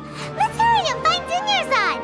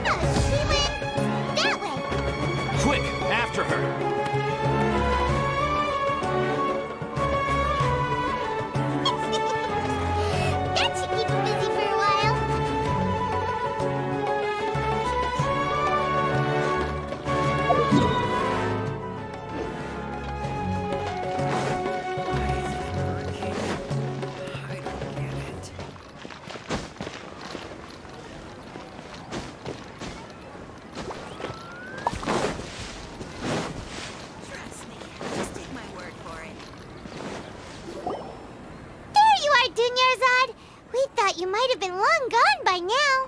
Oh, it's you two. Oh, you startled me there. You can relax now. We threw those people looking for you off the trail. Really? Thank you so much. Unfortunately, I believe there's still more of them out there looking for me. Uh-oh, looks like there are some coming this way. Huh? More of them? Then what are we standing here for? Run! No, wait, my body isn't in the best shape. It's difficult for me to run. Okay, sounds good. There's a tavern on the other side of the port we can go to. They probably wouldn't expect me to hide in a place like that. All right, let's move out. Stay behind us. We'll keep an eye out for anyone looking for you.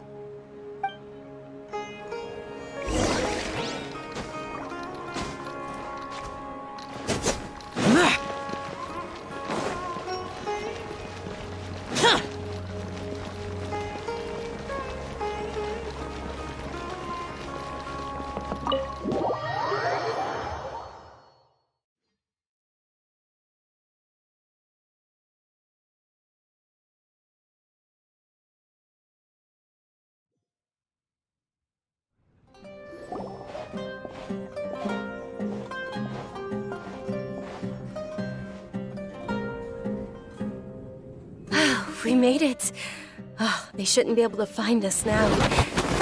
Wait! Stand down, Dia!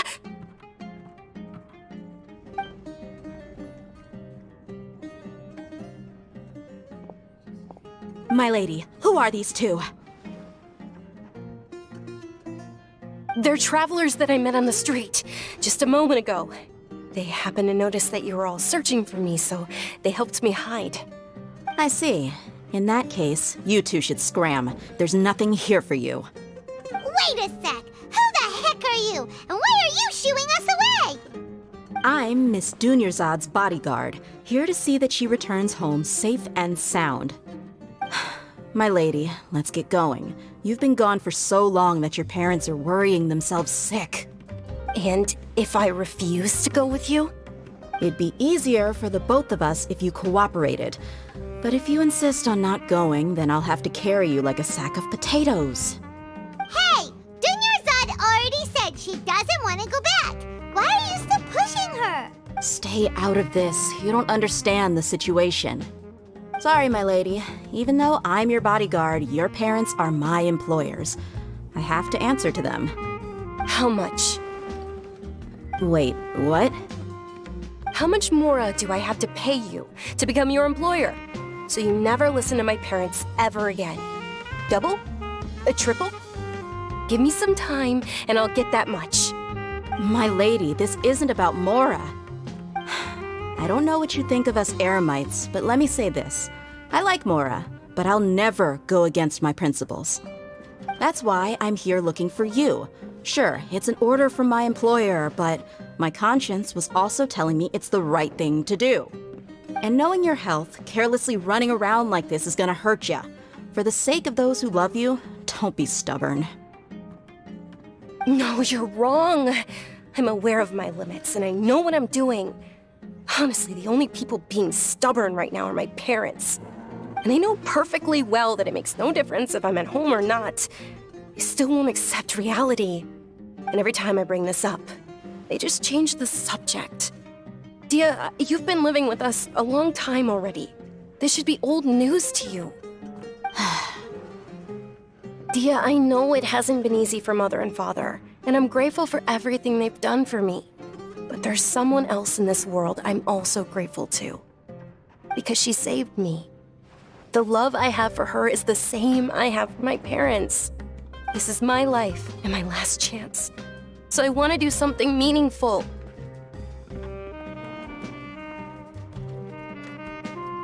My lady, are you sure what you're doing now is meaningful? Yes, I'm sure. At least, it is to me. Fine, I won't ask you to return home anymore. But let me make something very clear. I'm only doing this because I respect your determination, not because I agree with you. Thank you, Dia. Sorry for being so rude just now. My nerves were acting up. And I even brought up your payment in such an offensive way. Don't worry about it, my lady. I did say that I like Mora. Besides, that's our next topic of conversation.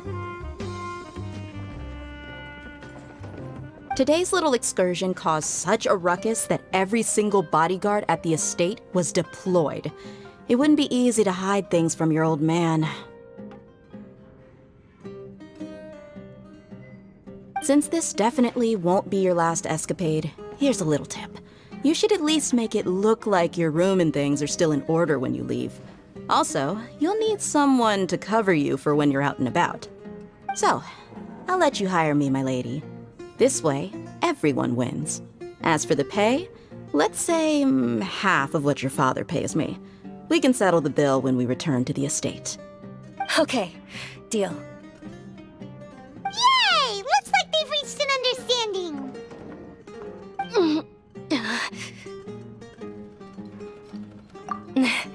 I'm fine, really. I just feel a little tired now that things have calmed down. My lady, stop trying to look tough.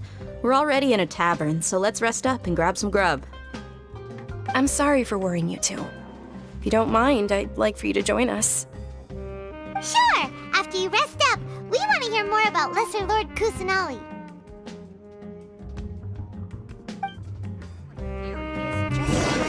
Before the horse.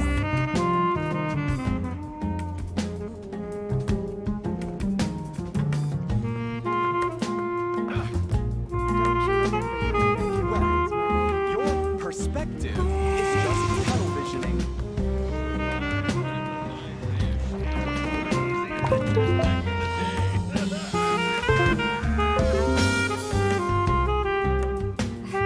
Your theory is just putting the cart before the horse.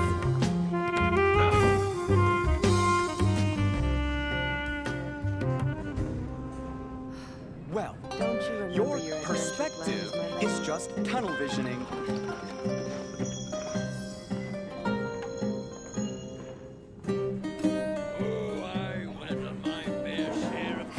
Your theory is just putting the cart before the horse.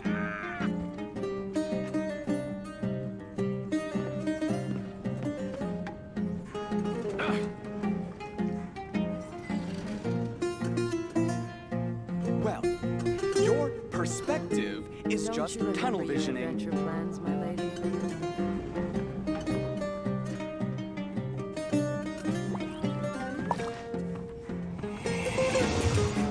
Your theory is just putting the cart before the horse. Crazy adventures back in the day. Ha! Well, if it isn't Dia, haven't seen you in nearly half a year. Word on the street is that you're a bodyguard for the Homayani family now. Ha! Don't you find that kind of work boring?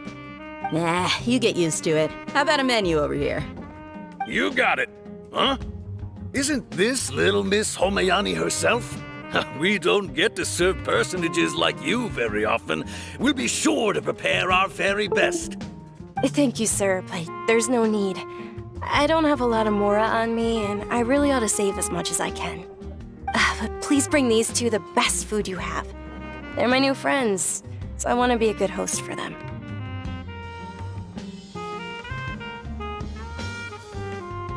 Yeah, we're already super grateful for everything you told us about Lesser Lord Kusanali. How about our coconut charcoal cakes? They're our signature snack, and they run cheap. Look, other customers over there are eating some now. They look kind of burnt and dry. Paimon will pass. Hey, come on! Paimon has personal preferences too, you know. Dunyarzad, we asked a lot of people when we first arrived, and almost nobody was interested in Lesser Lord Kusanali. So, what made you want to follow her? Well, remember when you asked me if I knew how to meet the Dendro Archon? Even though I don't know how, I think I've actually seen her before. Huh? Really? Yes, it was when I was a child. At the time, my illness had kept me bedridden for the better part of a year. I was stuck inside and couldn't make any friends, and my parents did their best to find treatments for me. But even then, the Akasha didn't have any helpful information. My younger self no longer had any hopes or dreams. One flare-up was so bad that I was in a semi-conscious state for several days. Then one night, I woke up alone in my room. I was terrified. My body was paralyzed. Even if I cried, there was no sound. At that moment, an ethereal voice spoke in my mind. Dunyarzad, don't be scared. You don't have to cry. Dunyarzad, don't be scared. You don't have to cry.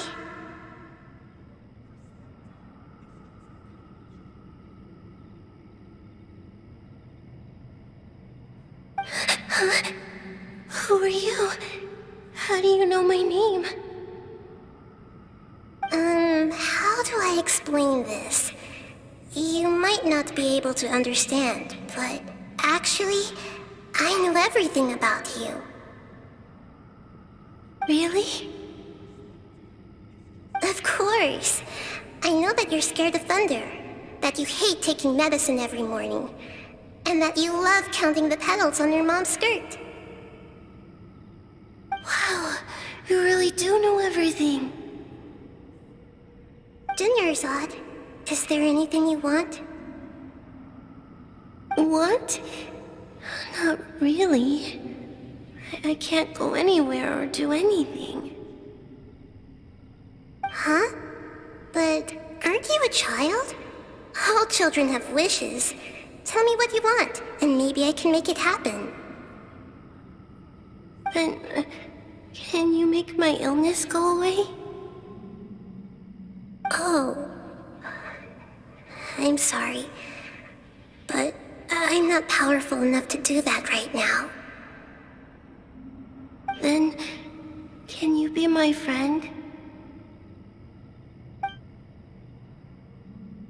After that, the voice said, "Okay, I'll be your friend." Although my body was suffering during those days, that voice encouraged me and told me many wondrous things. Beyond my window was the flourishing Sumeru city. Beyond the city was a lush rainforest. And beyond that was the wall of Samiel. Deserts. in all of Teyvat.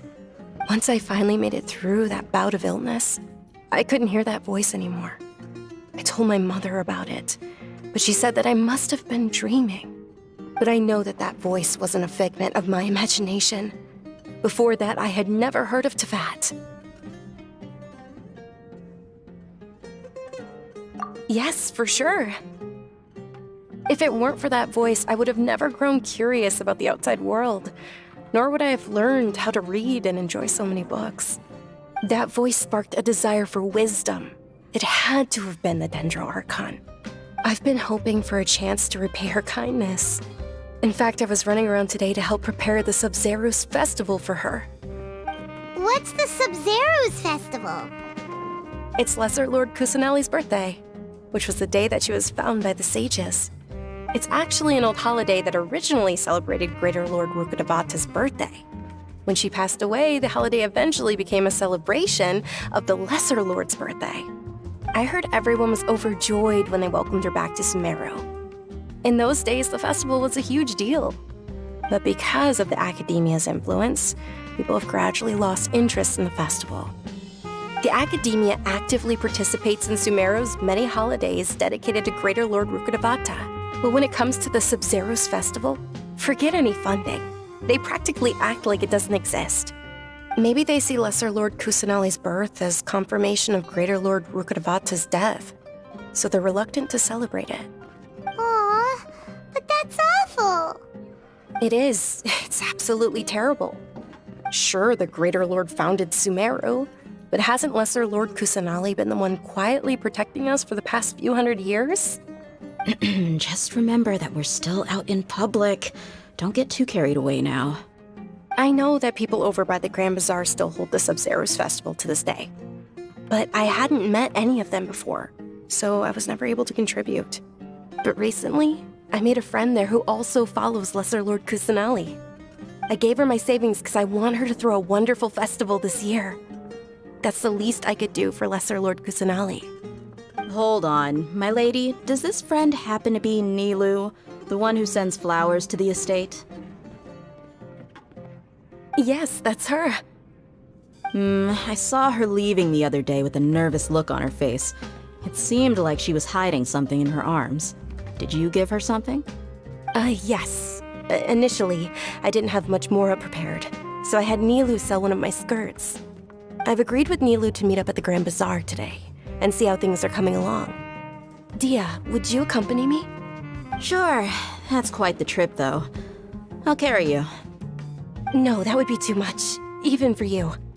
You might as well just accept the lift. If I let you walk, who knows how long it'll take us. And if anything happens to you, then I'd really never hear the end of it from your father. But of course. Nilu will be thrilled to hear there are more people interested in Lesser Lord Kusanali.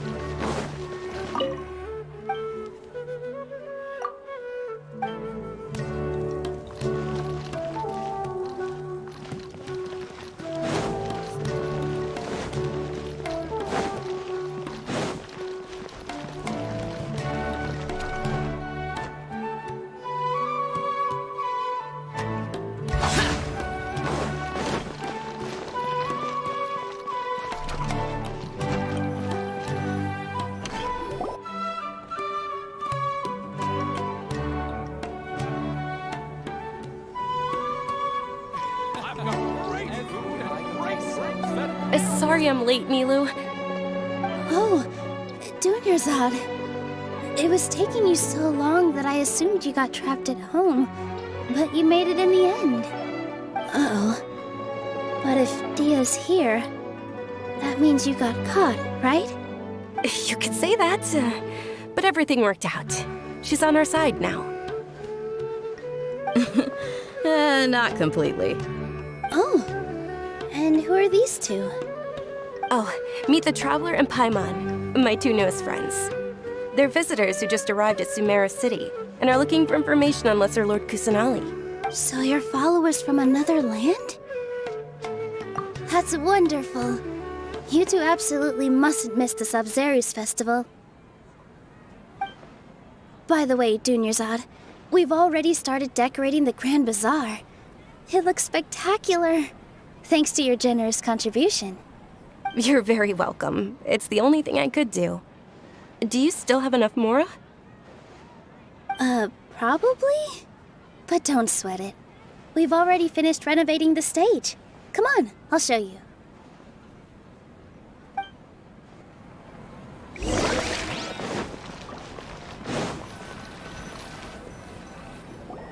Wow! This place is amazing! Not bad. Last time I was here, the stairs were full of holes. The stairs were nothing. A little while ago, we discovered that the tree above the stage had a huge chunk of bark ready to fall off. Mr. Zubair was worried sick. We reported it to the academia many times, but they never sent anyone to deal with it. We didn't want anything bad happening, so we were going to cancel all the stage performances.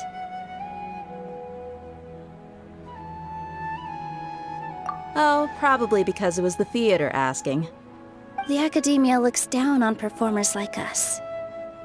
They probably think it would be best if the theater closed down completely.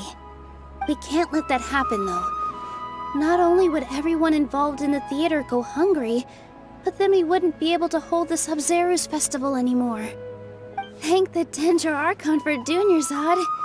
With the Mora she gave us, we hired someone to patch up the tree, and we also gave the stage a much-needed makeover.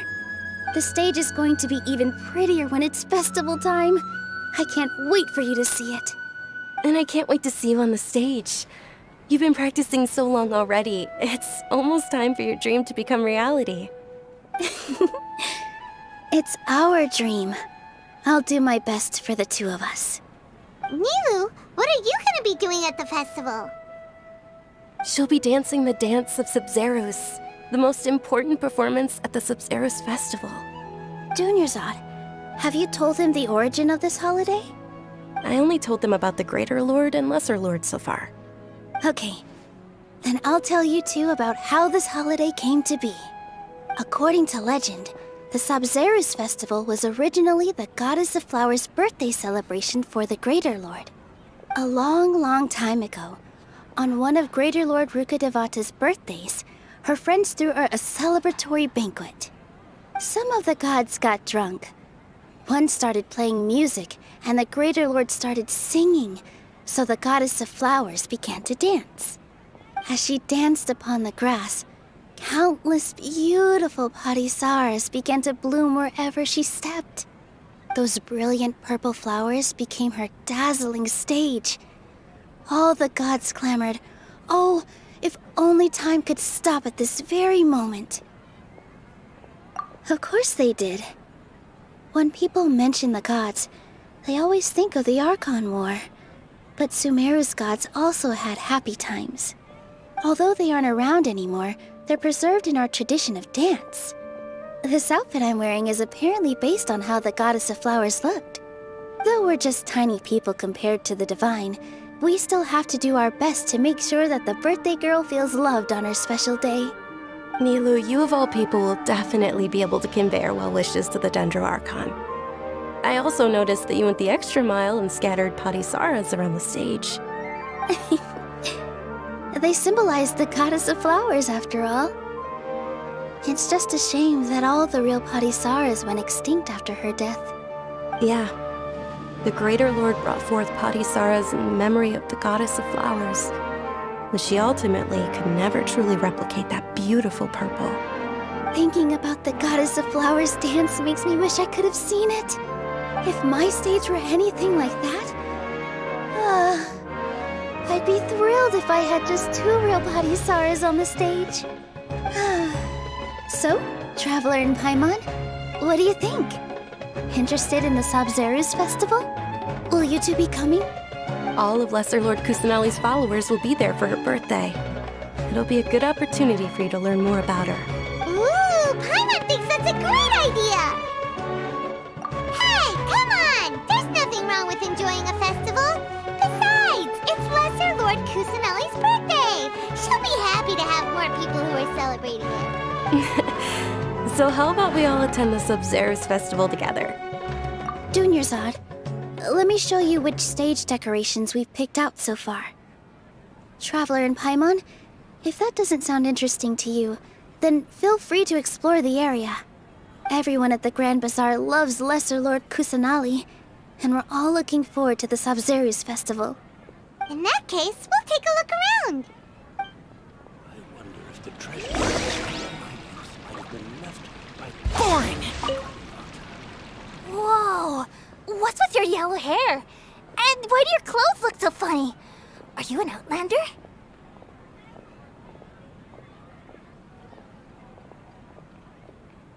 Did you know that the Subzeros Festival is about to happen?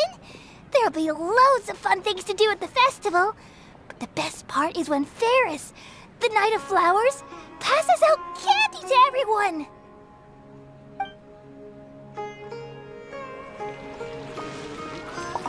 Huh. Revamping the stage for the festival couldn't have been easy, that's for sure. I bet this year's festival will be one to remember. I don't know much about the Grand Bazaar, but I do know that and the perfume sold around here is a lot better than what you'll find elsewhere. The fragrances are longer lasting and they're gentler on your skin and... I mean, that's what I've heard at least.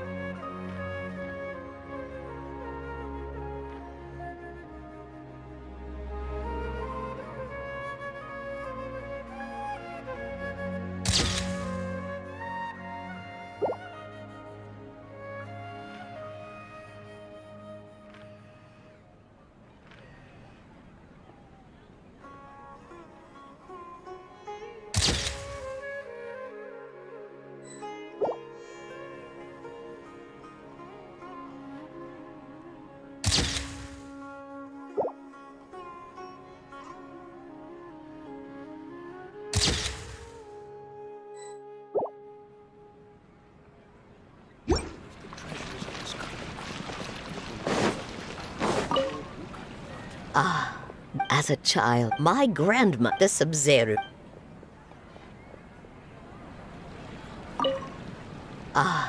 Dancing at the Subzeros Festival. You know, I also danced when I was younger. As a child, I even asked my grandmother why we performed the dance for the Lesser Lord when it was originally done to honor the Greater Lord.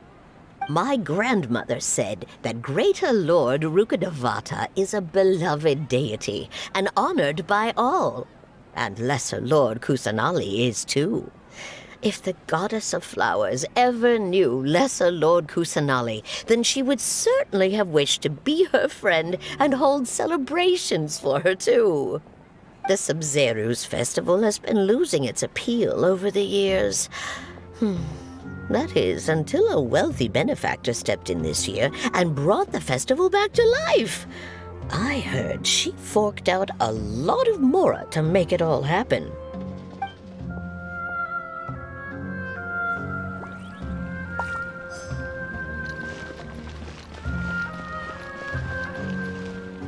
Useless.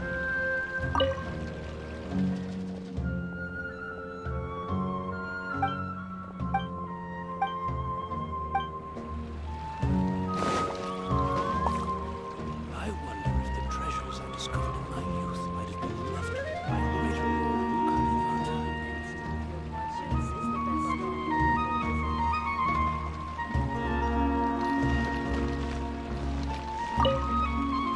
Things are really shaping up, and there's a buzz around the festival this year. We're expecting people from all over to come by this year and buy things during the festivities. Don't be fooled into thinking that Sumeru City has the best of everything. Some festival snacks are only offered here in the Grand Bazaar. And when it comes to musicians, dancers, or singers, the Grand Bazaar's got the best of the best. Sure, those folks at the Academia might not like it, but what's a festival without song and dance?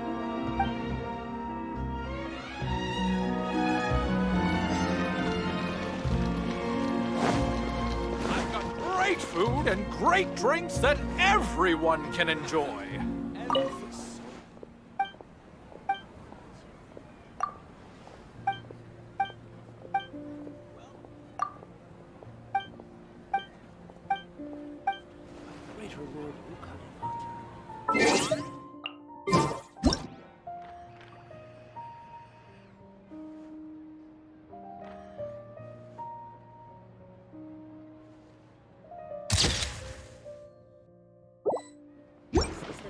Life is so dull here.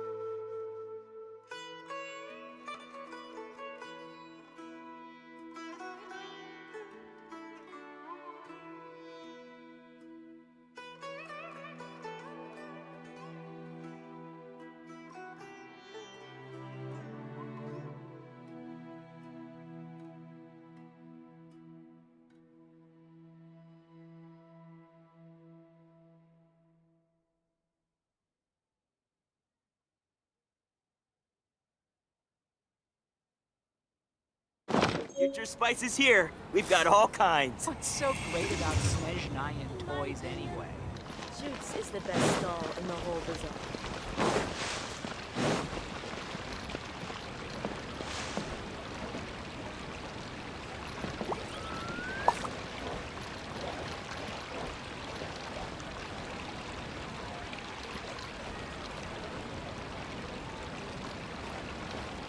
In work as on the stage, one must act with gumption.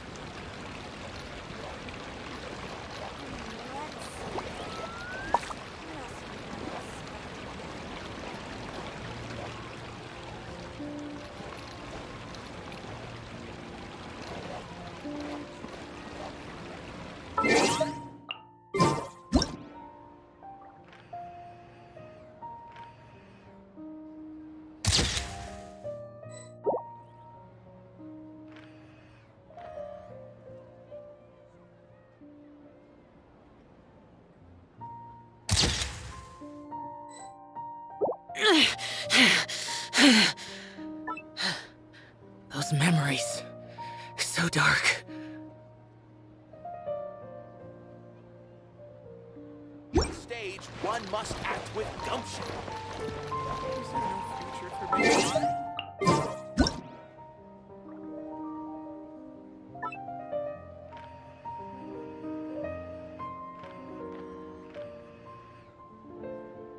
What else have I not expected yet?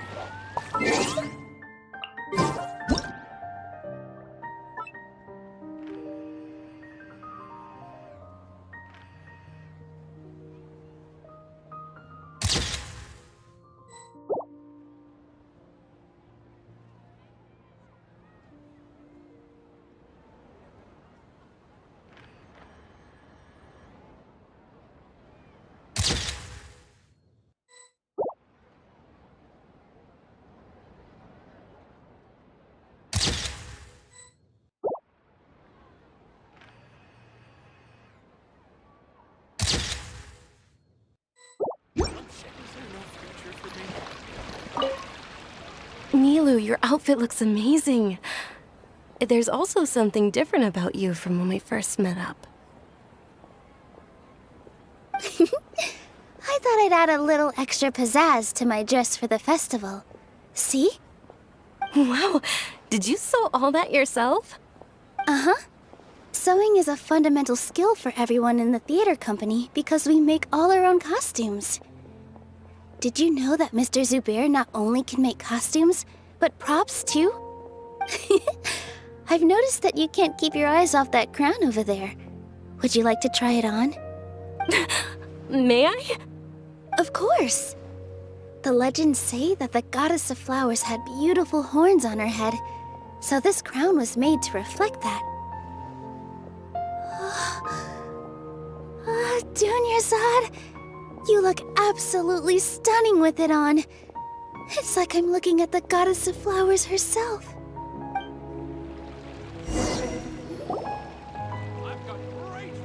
Hey! Is that who Paimon thinks it is? It looks like Catherine.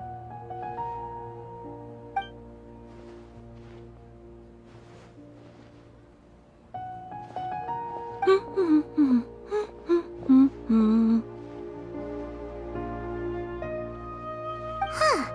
Come to think of it, Paimon's only ever seen her behind the counter at the Adventurers Guild. This is the first time we've ever seen her taking a break. Hey, Catherine! Huh? Oh, hey! It's the Traveler and Paimon! What's shaken? Whoa. Break time Catherine sure sounds a lot less formal than usual. Paimon was still waiting for her to say Ad Astra Abyssosque. Sure. Standing behind the counter at the Adventurers Guild doesn't require any complicated functions. But saying and doing the same old things over and over again can get pretty monotonous. Like watching the same Fontaine movie day after day. But take you two, for example. You travel across Tevat to enrich your lives and gain new experiences. Well, we enjoy traveling across Tevat and all that, but we're mainly looking for clues about her brother. Yes, and you should keep searching. Sometimes the answers we're looking for aren't necessarily at our intended destination. Instead, they're found along the way. Huh. Haven't we heard someone say something pretty similar recently? Anyways, what brings you out here, Catherine? No, not particularly. I guess you could say that I'm loving the recent atmosphere here. If festivals bring happiness to everyone, then that's where their true value lies.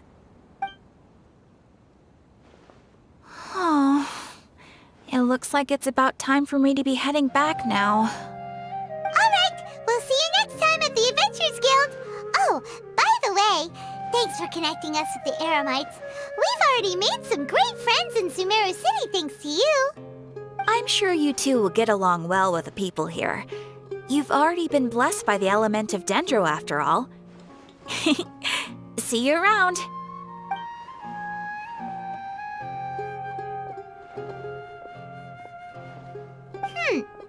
There's something really different about Catherine today. Hey, traveler. Paimon. Oh, hey, Dia. What's going on? I've got something to tell ya. My lady knows you're looking for ways to meet Lesser Lord Kusanali, and she's been trying to come up with a way to help you. Well, I have an idea that might help. Are you serious? We'd love that. It might not necessarily pan out, so don't get your hopes up too much. I'll need to take you two somewhere and ask someone some questions.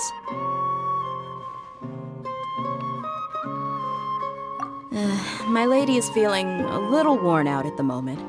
Nilu's found a place for her to rest. After I take my lady home, let's meet in front of the Citadel of Regzar. Sounds like a plan.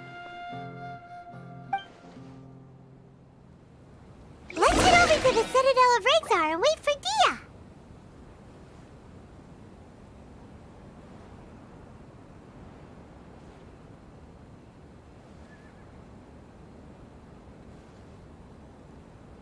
In my I've got opinion, great food and Shoots great is the drinks best that stall in the whole everyone Great can about enjoy. Snezhnaya toys anyway. Life is Welcome. so dull here. Future Spice is here. We've got all kinds. Every item I sell here comes with its own fascinating story.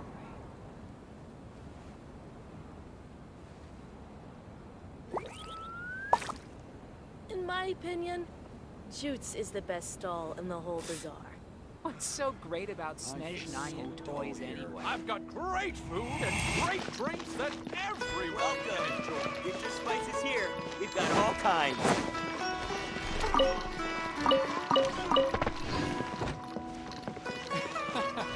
Every item I sell here comes.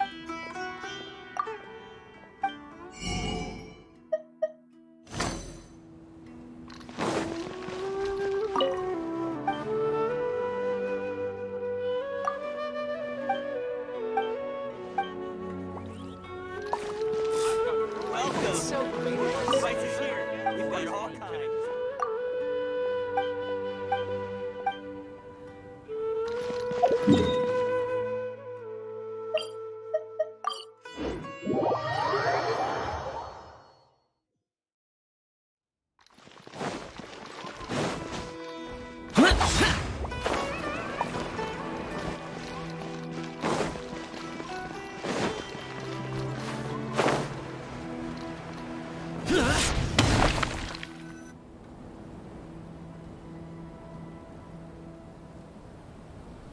Sorry, I'm late. It took some convincing for the master and mistress to believe that Miss Dunyarzad was only sitting in the port for a while because she was in a bad mood. Anyway, I guess I should be thanking you. I haven't seen Miss Dunyarzad that happy in a long... You sure sound a whole lot nicer than when we first met, Dia. Who would have thought you had such a soft spot for Dunyarzad? It's called being a professional. I'm a bodyguard, and I work for whoever's paying. Look, Dia's blushing. Listen, you two. I don't expect to be working for Miss Dunyarzad very long, but I hope to finish things on a positive note if possible. Let's cut the chit-chat and head into the Citadel. We'll see if the person I know has a way for you two to meet with the Lesser Lord.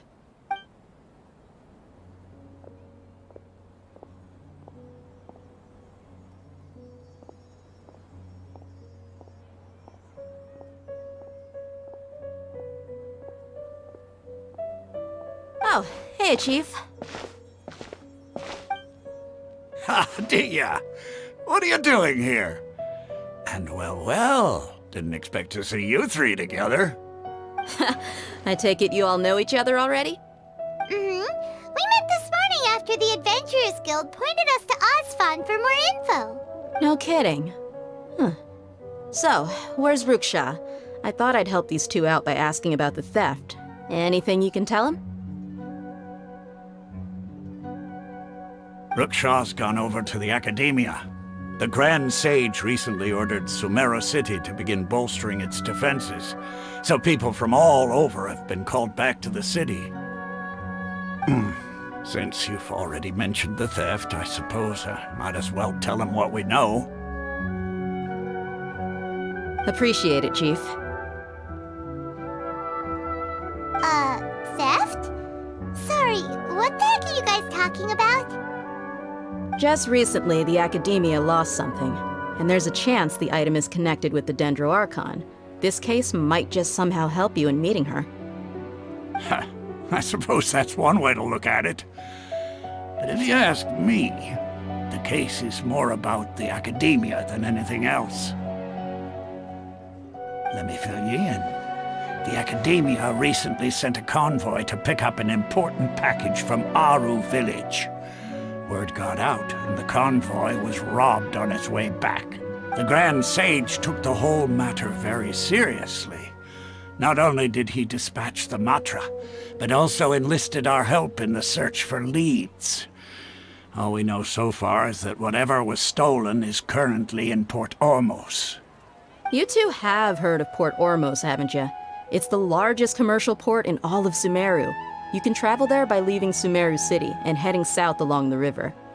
The Academia's grip isn't long enough to reach all the way to Port Ormos, so the city's a little more laid back, meaning the population's also a mixed bag. You never know who you'll meet there.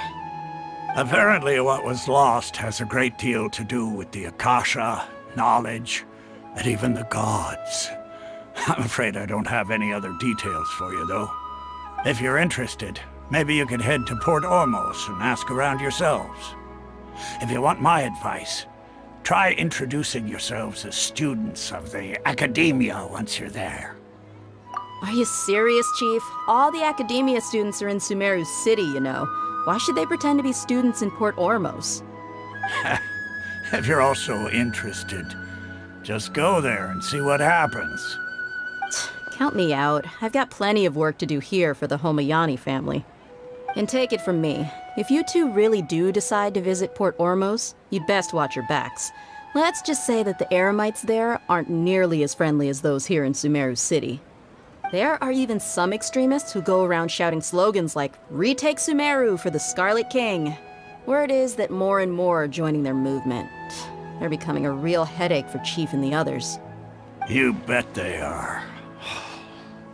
The Scarlet King's been dead for thousands of years. Now they start spreading rumors of his return. Ridiculous. Not everyone's like you, Chief. Even the desert natives who abandoned their homes in the wilderness still wish to have a god of their own. Well, Traveler, that's about all the information we have for you. Thanks, Dia, and you too, Osfond. Since we've gathered all we could for the moment in Sumeru City, let's head to Port Ormos and see what we can find next. Miss Dunyarzad is looking forward to seeing you both at the Subzeros Festival, so be sure to get yourselves back here in time for that. Good. Then we'll see you both at the Subzeros Festival.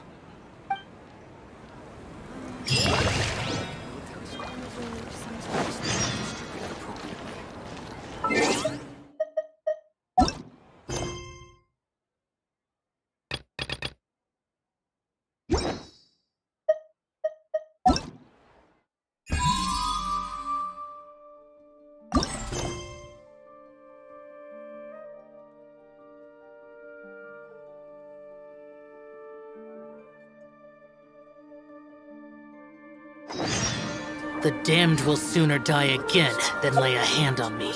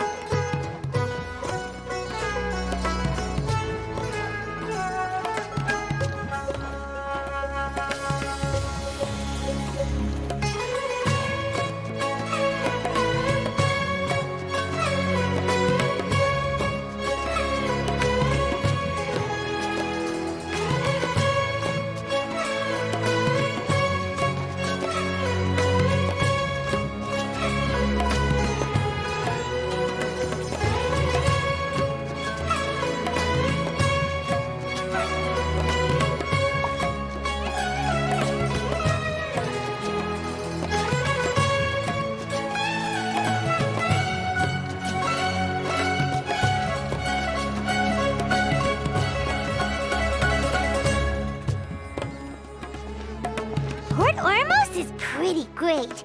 There's so many new and interesting things, not to mention all the tasty food. Sumeru's largest commercial port sure lives up to its name. Look at all the merchants, and everyone seems excited just to be here. How did things end up like this? All thanks to your artistic license. That's how. But when I finished the prototype Aranara yesterday, you agreed that the kids would like it. That's why we tried bringing it out for a test run today. Well, I never thought they'd dislike it so much. Oh, what should we do? Whoa. Yeah. Compared to everyone else, they seem really down in the dumps. Let's go find out what's going on. Hey there! Paimon's name is Paimon, and she's a traveler who was just passing by. Is there something bothering you?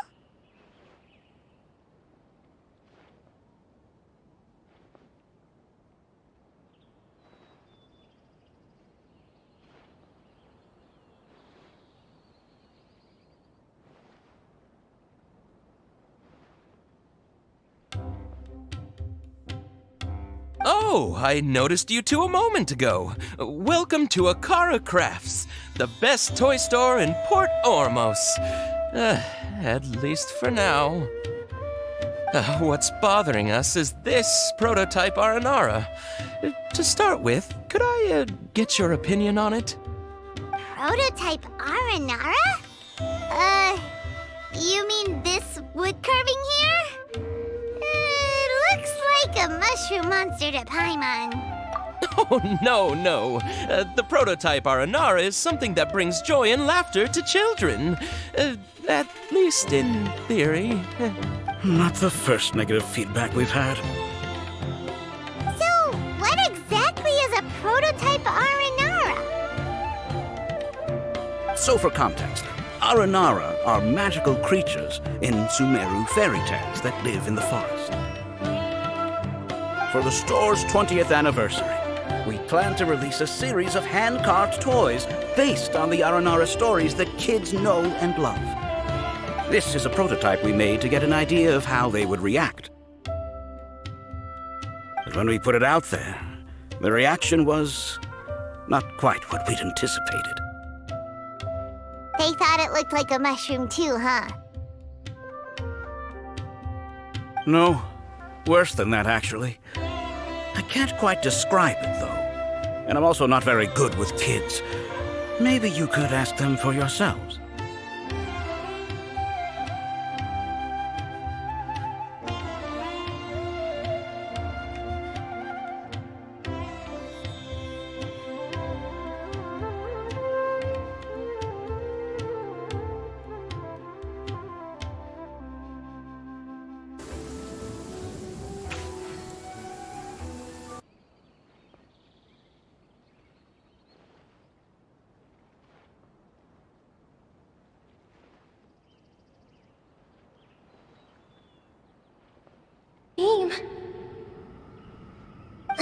How do I explain this?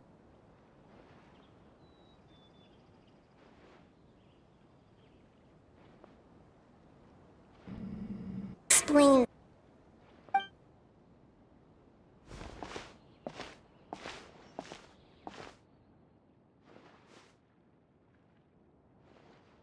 This is not an Aranara. No way. I've read Uncle Tanja's Aranara and the Ill Little Fungus. It says that Aranara are supposed to be chubby and squishy. The carving looks nothing like that. Toys do look better when they're round and chubby. Uncle Tonder said in Aranara's vow that you can deceive the eyes, but you can't deceive the heart. This carving makes me feel lost and confused inside. I don't think the creator put his heart into it at all. It's nothing like an Aranara. Ooh, didn't put his heart into it, huh? Oh, sounds like one of those things that's easier said than understood. Kassid and Alia didn't like this carving, but I think it's okay. It doesn't look too happy, so it's kind of pitiful in a cute way.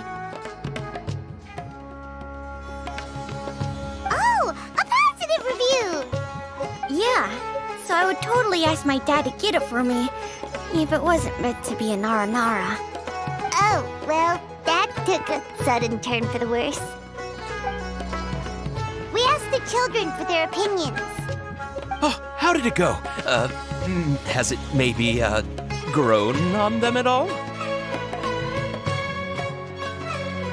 Oh, this is such a shame. Why isn't Tanger back from Gandharvaville yet?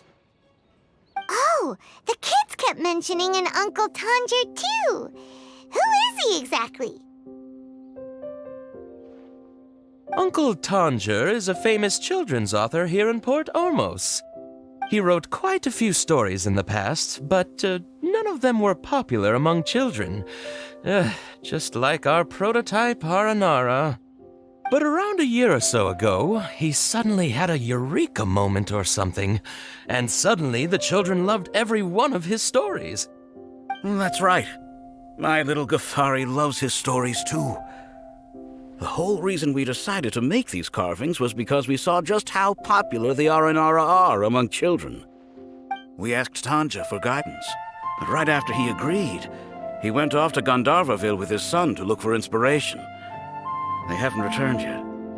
We were running out of time, so we had no choice but to carve an Aranara based on our own imaginations.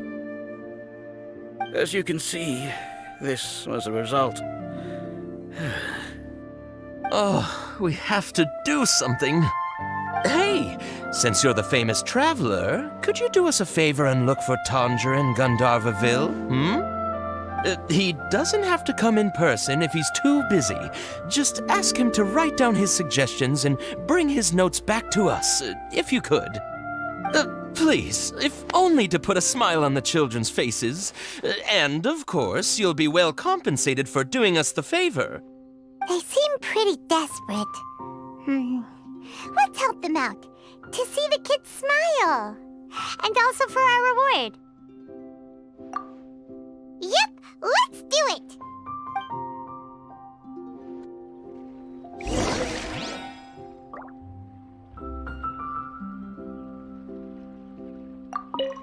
Tanjo takes his son. Maybe that's why he was able to. Anyway, we're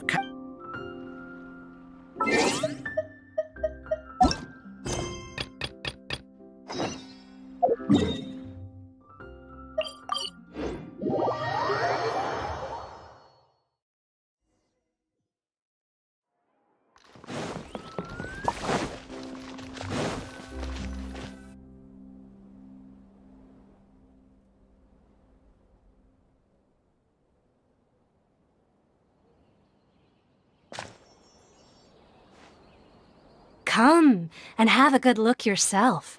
Traditional spices of the highest quality, made with pride and experience. You've got a deal. I can't thank you enough for always looking after my business. Believe me, I'm not making this up. Several Eramite mercenary groups are nearly in open conflict, but does the core of 30 care? And that's not all. Did you know that... Wow!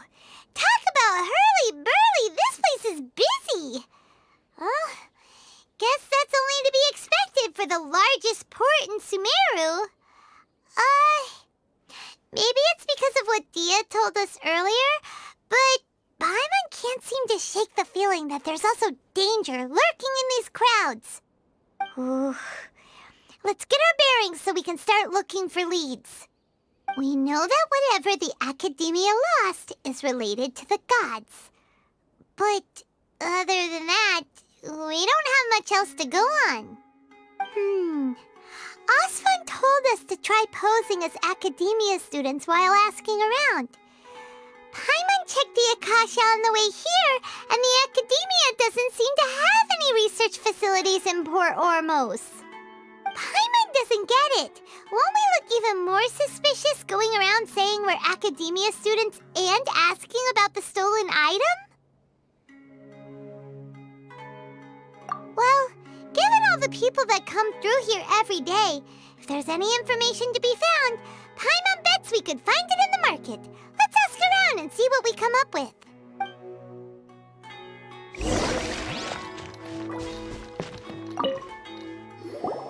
Welcome. Welcome. How can I help you too? Hi there. We would like to ask you a question. Do students from the Academia ever come to Port Ormos? Of course. Especially around this time of year. Students from Sumeru City that are about to graduate often come to Port Ormos to cut loose a little. Many people often talk about how hard it is to get accepted into the Academia, let alone graduate. But those who finish their studies and go on to become full-time researchers at the Academia have it even harder. Sure, we may not be Sumeru City, but Port Ormos offers beautiful scenery and a stress-free environment. Some even say it's good luck to come to Port Ormos, so students and researchers come flocking here when things get to be too much at the Academia. You see over there? Those are students from the Academia. They've been looking worried and miserable ever since they got here a few days ago. If you ask me, the life of a merchant is better. So long as the Akasha teaches us what we need, then life is good. Those students seem to be discussing something. Let's see if we can listen in.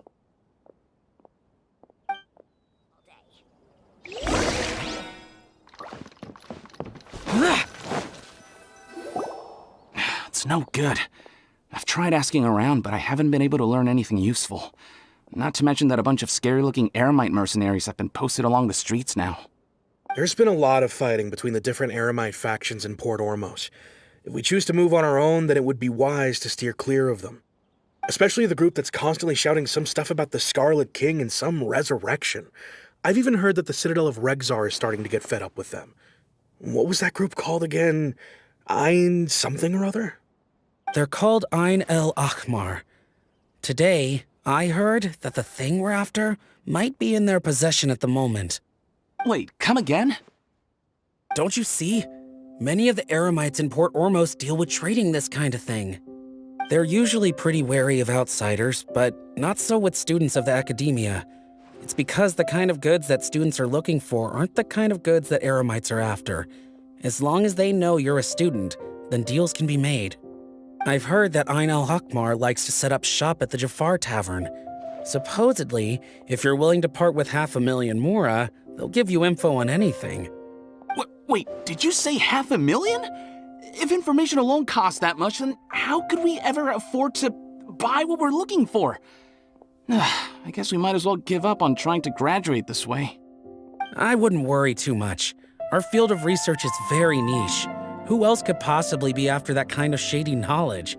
I bet it's practically worthless to anyone aside from us. Oh, I guess that makes sense. Then the only thing left for us now is to find a way in. Why don't we all just pool our money together and pay for the information? Whoa! Did you hear that? A niche field of research and shady knowledge? It all sounds pretty suspicious to Paimon. Is knowledge something people just buy and sell like that?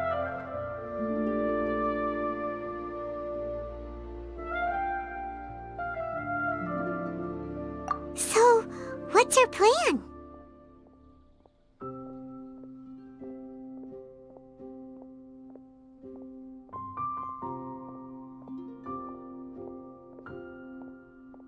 Wait, didn't you hear what they just said? Buying information is going to cost us 500,000 mora! Have you lost your mind?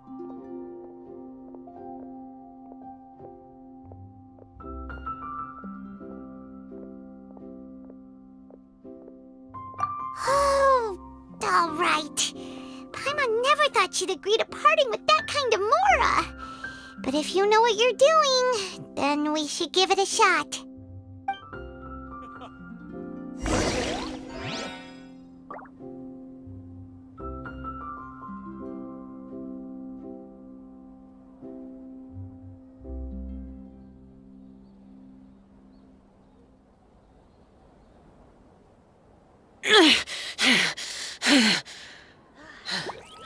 Those memories. So dark. Out of all my commissions, I... most.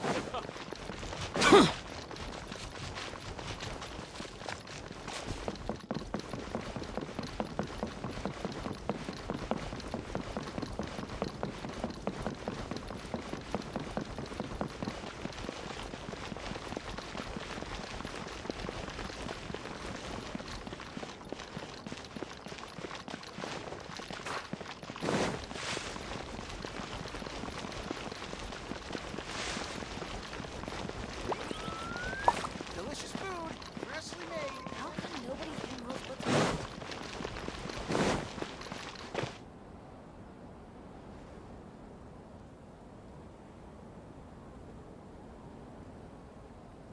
Fresh fruits and veggies, both quantity and quality. This is the place we heard those students talking about. Let's find... What's going on? Oh, you've arrived. Please, take a seat. So, they think that they can go toe-to-toe with the boss? Ha! Once we reclaim the power of the Scarlet King, they'll be the first that the boss punishes. They're nothing to be afraid of. Our main rival now is the Caracal Battalion. They've also amassed a significant amount of Mora this time, so we mustn't underestimate them. How can the Caracal Battalion compete with the boss when they're nothing but a bunch of money-grubbing opportunists out for a quick Mora? Yeah, with Boss's fervent devotion, he'll be able to use this power to bring our god back this time. Huh. All these guys talk about is the Scarlet King, so they're probably the ones we're looking for. Greater Lord Ruka Devata. That traitor and her followers must not be spared. The day will come when the Scarlet King exacts vengeance on Sumeru, and all of them shall be punished. Yeah, Paimon was wondering what they meant too. We should ask about that if we get the chance later.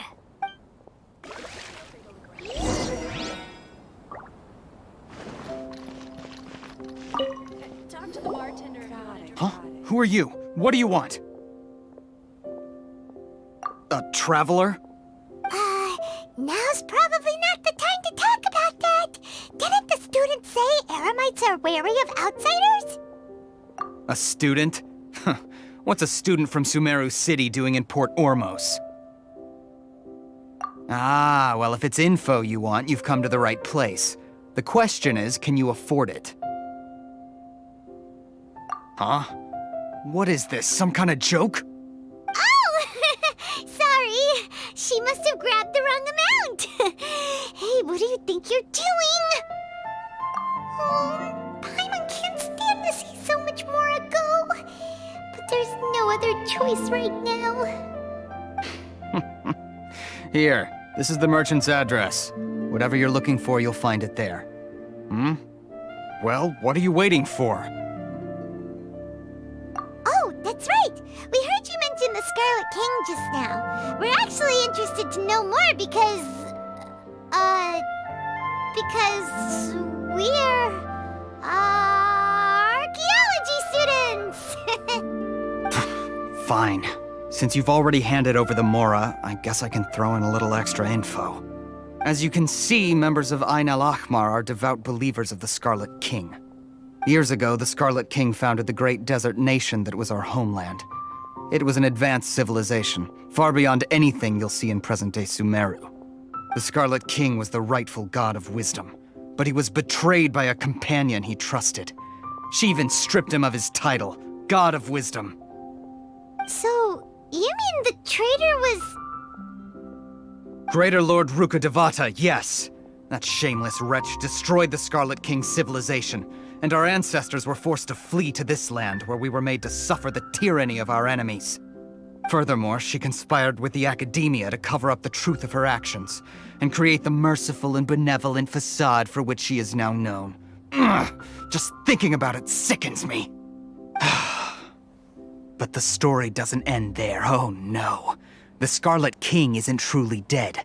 The voice of the Oracle has been heard in the desert. Mark my words, our god shall return. And when that day comes, all followers of the traitor and all the desert dwellers who have forgotten their true god will suffer retribution together.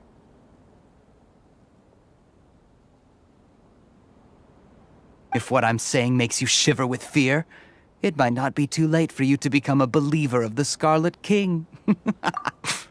I don't have anything to say to you Academia people about that. I think this conversation has reached its end.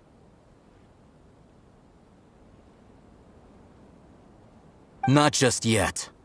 This man is a fraud.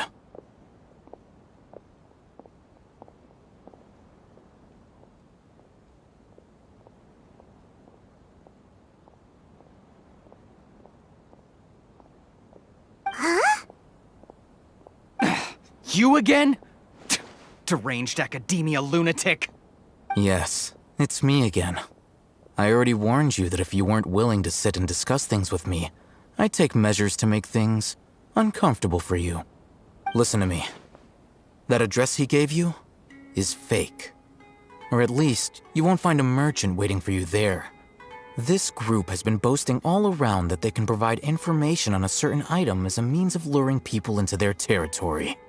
Once you show up, they keep up the act until they have hard evidence that you want to purchase said item. Then they use that to squeeze you for all the Mora you're worth. Hey! Shut it, Al-Haytham! What are you playing at, trying to ruin our business like this, hmm? I told you the other day. I wish to discuss my terms with your boss. Ha! The boss made it perfectly clear that he won't negotiate with you. Yes, and in no uncertain terms. But that was then. It does not preclude him from changing his mind in the future. I'm warning you, don't push us, or this could get ugly. We don't usually get rough with people from the Academia because it just complicates things. For a lunatic like you, though, we might just have to make an exception.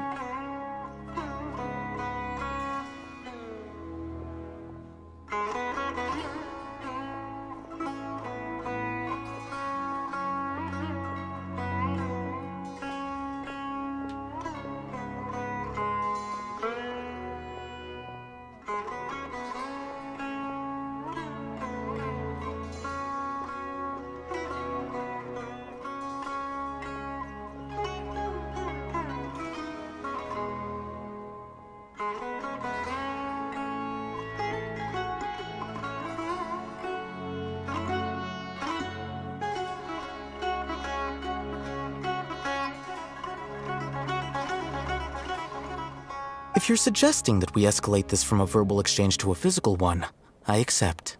After all, even the Archons used war to negotiate the ownership of Tevat.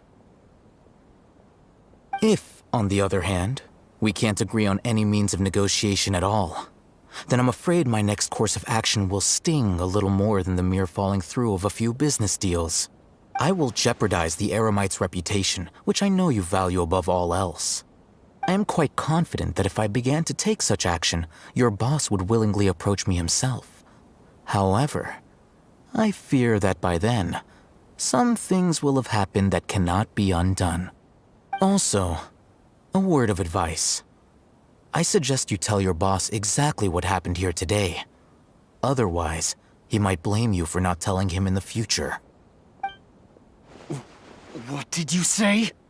Consider this. Have I ever failed to follow through on my word in the past? This guy is really out of his mind. Okay then. If you really have a death wish, let's meet a week from today. The pier in front of the Pharos Lighthouse, 4 o'clock in the afternoon, sharp. Don't expect us to hold back. Not so fast. First, you return the 500,000 mora to them.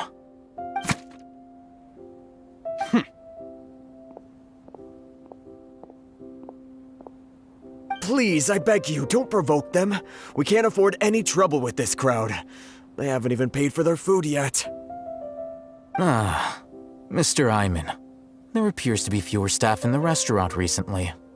This wouldn't happen to be because they're all busy spreading the word to the students, would it? Well...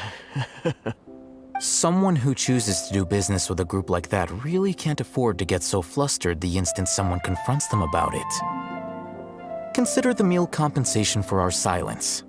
I'd say you're getting an excellent deal. Whoa, did you see that? He not only got us our Mora back, but sent the Amorites running too. Plus, he seems to know a lot about what's going on around here. Let's catch up with him and ask some questions. He went that way! After him!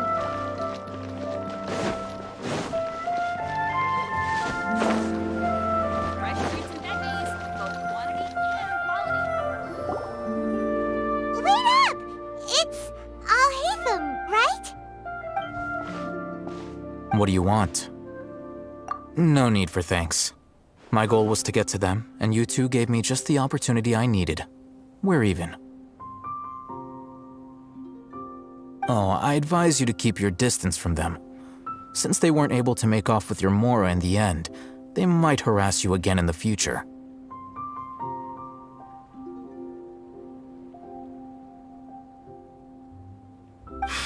All right. Goodbye. Hold your horses! We still have something to ask you about! Since you tore through their scam right in front of them, you must know the real story about certain something, no? Who exactly are you two? And why are you inquiring about that?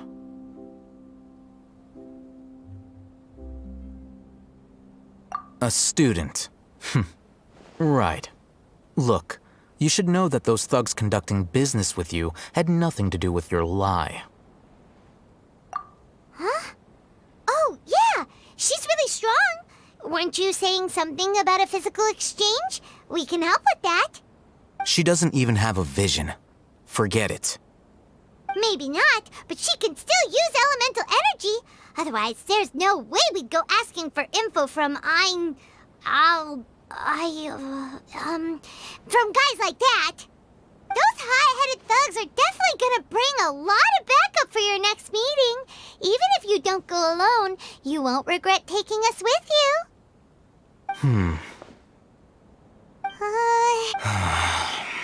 All right, I accept. Got a pen and paper? If you're searching for someone who sells that kind of merchandise, I'll give you one of their addresses, and you can try your luck. We'll reconvene at the appointed time by the pier. It doesn't matter if you show up or not. So, since you were happy to give us this merchant's information, does that mean you can tell us exactly what we're after? You were willing to part with 500,000 mora for something and you didn't even know what it was?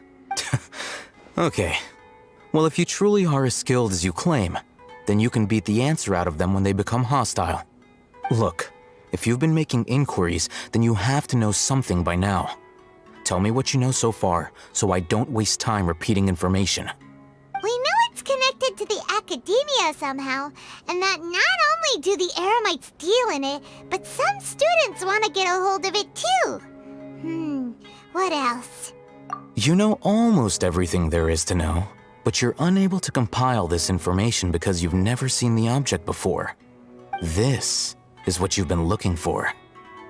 Huh? Paimon can't tell what it is.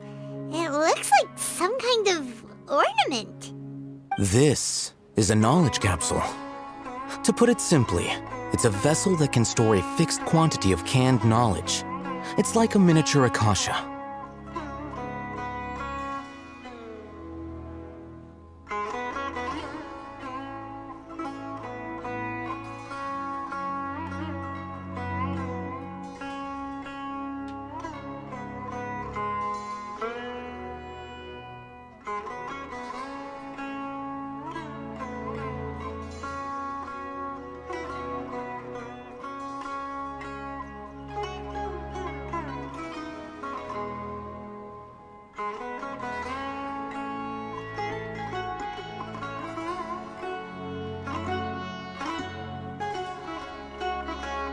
Anyone who links it to their personal Akasha Terminal instantly becomes privy to its contents.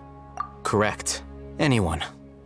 Unlike the Akasha, which heavily regulates who can access what information, knowledge capsules confer their contents without any requisites.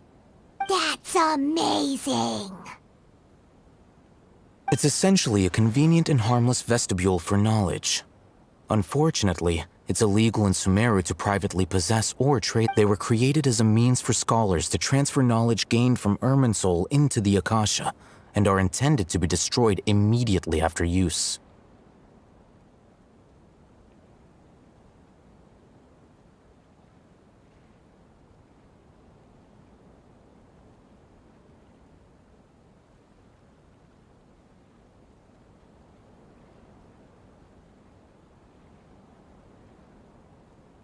But despite strict regulations, some of these knowledge capsules will always escape destruction. After all, there will always be those in this world who are dissatisfied with life as designed for them by the Akasha and wish to change their fate. Over the past century, a wide variety of canned knowledge has been leaked from the academia. Now, in Port Ormos, the valuable ones are a means to Mora for the Eremites.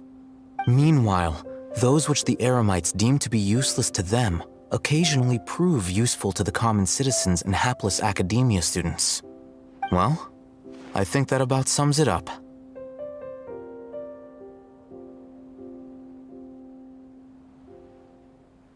Oh, so that's your true objective.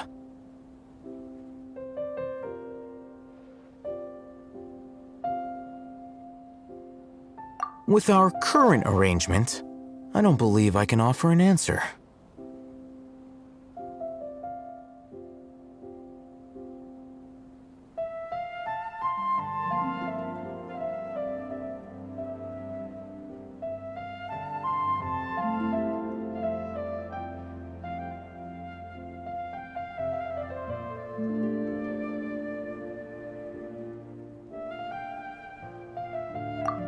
You're still resolved. Fine. Let's talk somewhere with fewer people.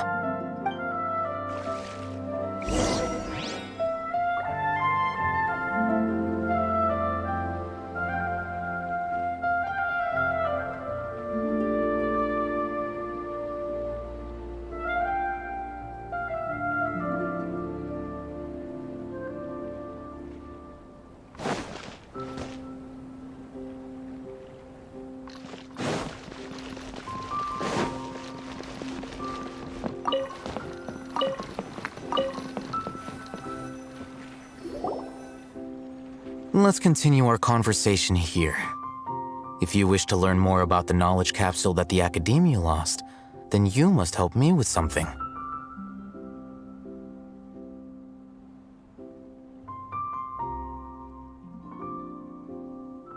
I need you to find someone named Dory, a traveling merchant.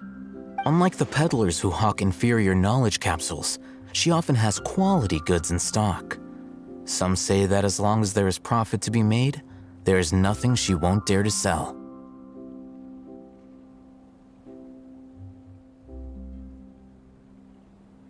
She's guarded against people from the academia because most of her wares don't comply with academia regulations. I think she blacklisted me. I met with her informant, but it soon became clear that they had no intention of letting me get any further. Become one of Dory's customers and earn her trust. This is my condition for further collaboration. Why do you want us to meet with her? Until you complete this task, you don't have question privileges. Fine. So how do we go about doing this? You two are outlanders who haven't been here for long, so Dory should view you as safe clients. I'll give you the informant's address and their contact password. Beyond the password, though, I have no way of knowing what other tricks she might have up her sleeve. You'll have to improvise. This is kind of nerve-wracking.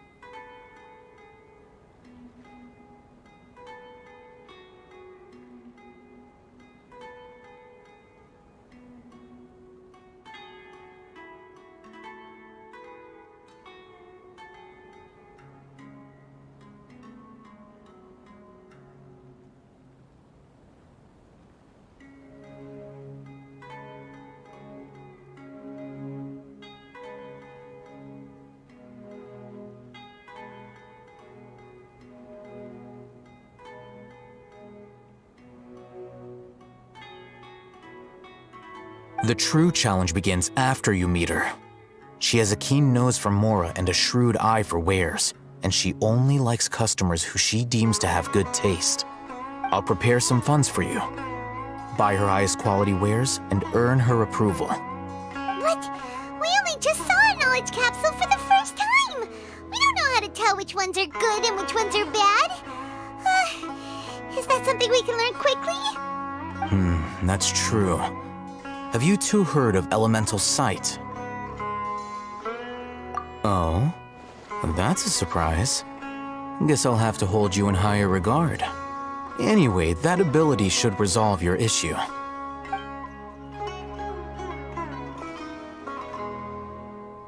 Here are 2 knowledge capsules. Tell me, can you detect any difference in their quality?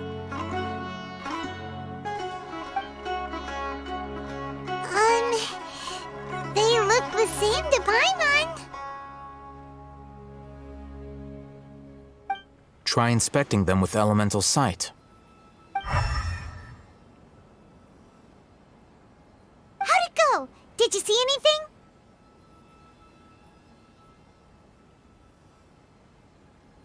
Rumor has it that higher quality knowledge capsules generally appear brighter when viewed through elemental sight. That's because knowledge originates from Irminsul, the root of Dendro power itself. The more powerful the knowledge, the richer it is in Dendro energy. However, some canned knowledge with a high concentration of elemental energy is of little use in contemporary times, so those capsules are of little value. Using elemental sight is merely a stopgap measure, but it should suffice for earning Dory's trust. That sounds pretty impressive. Here's a sheet with the informant's location and contact password, and here is the Mora for purchasing canned knowledge. Don't be cheap. You'll need to spend to catch Dory's eye. If there's any Mora left over, just keep it.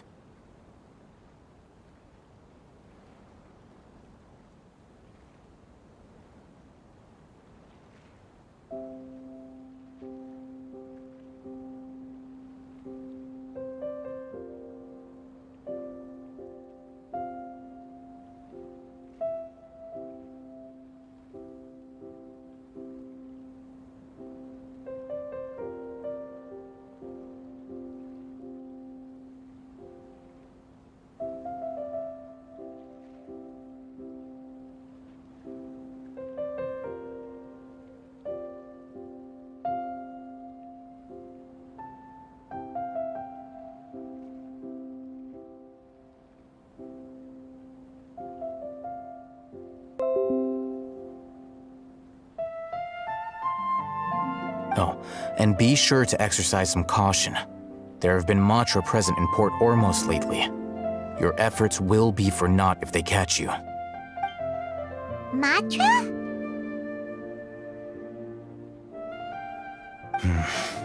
They belong to the Academia's regulatory body. They also handle cases of illegal canned knowledge transactions. Like I said, the Academia has banned both their trade and possession. The Matra are razor sharp. You're in for nothing good if they lock their sights onto you. If you two want to back out, now's the time. Okay, then we have a deal. If you succeed in your dealings with Dory, come find me at the Wikela Funduk. We'll have an open discussion then. Looking at what Al-Haytham wrote, Dory's informant is a traitor near Old Ormos. Let's follow these instructions and try to get in contact with him.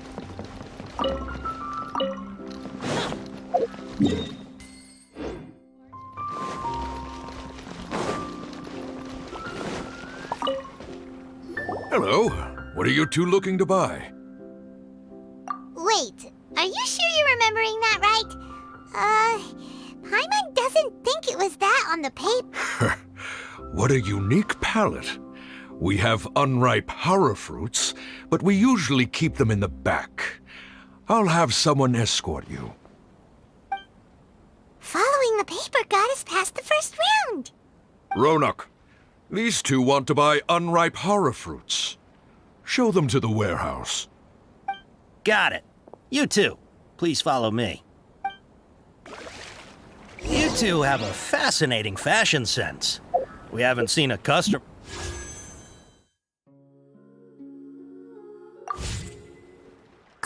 Hold on. No, look again. We're obviously wearing morning flowers.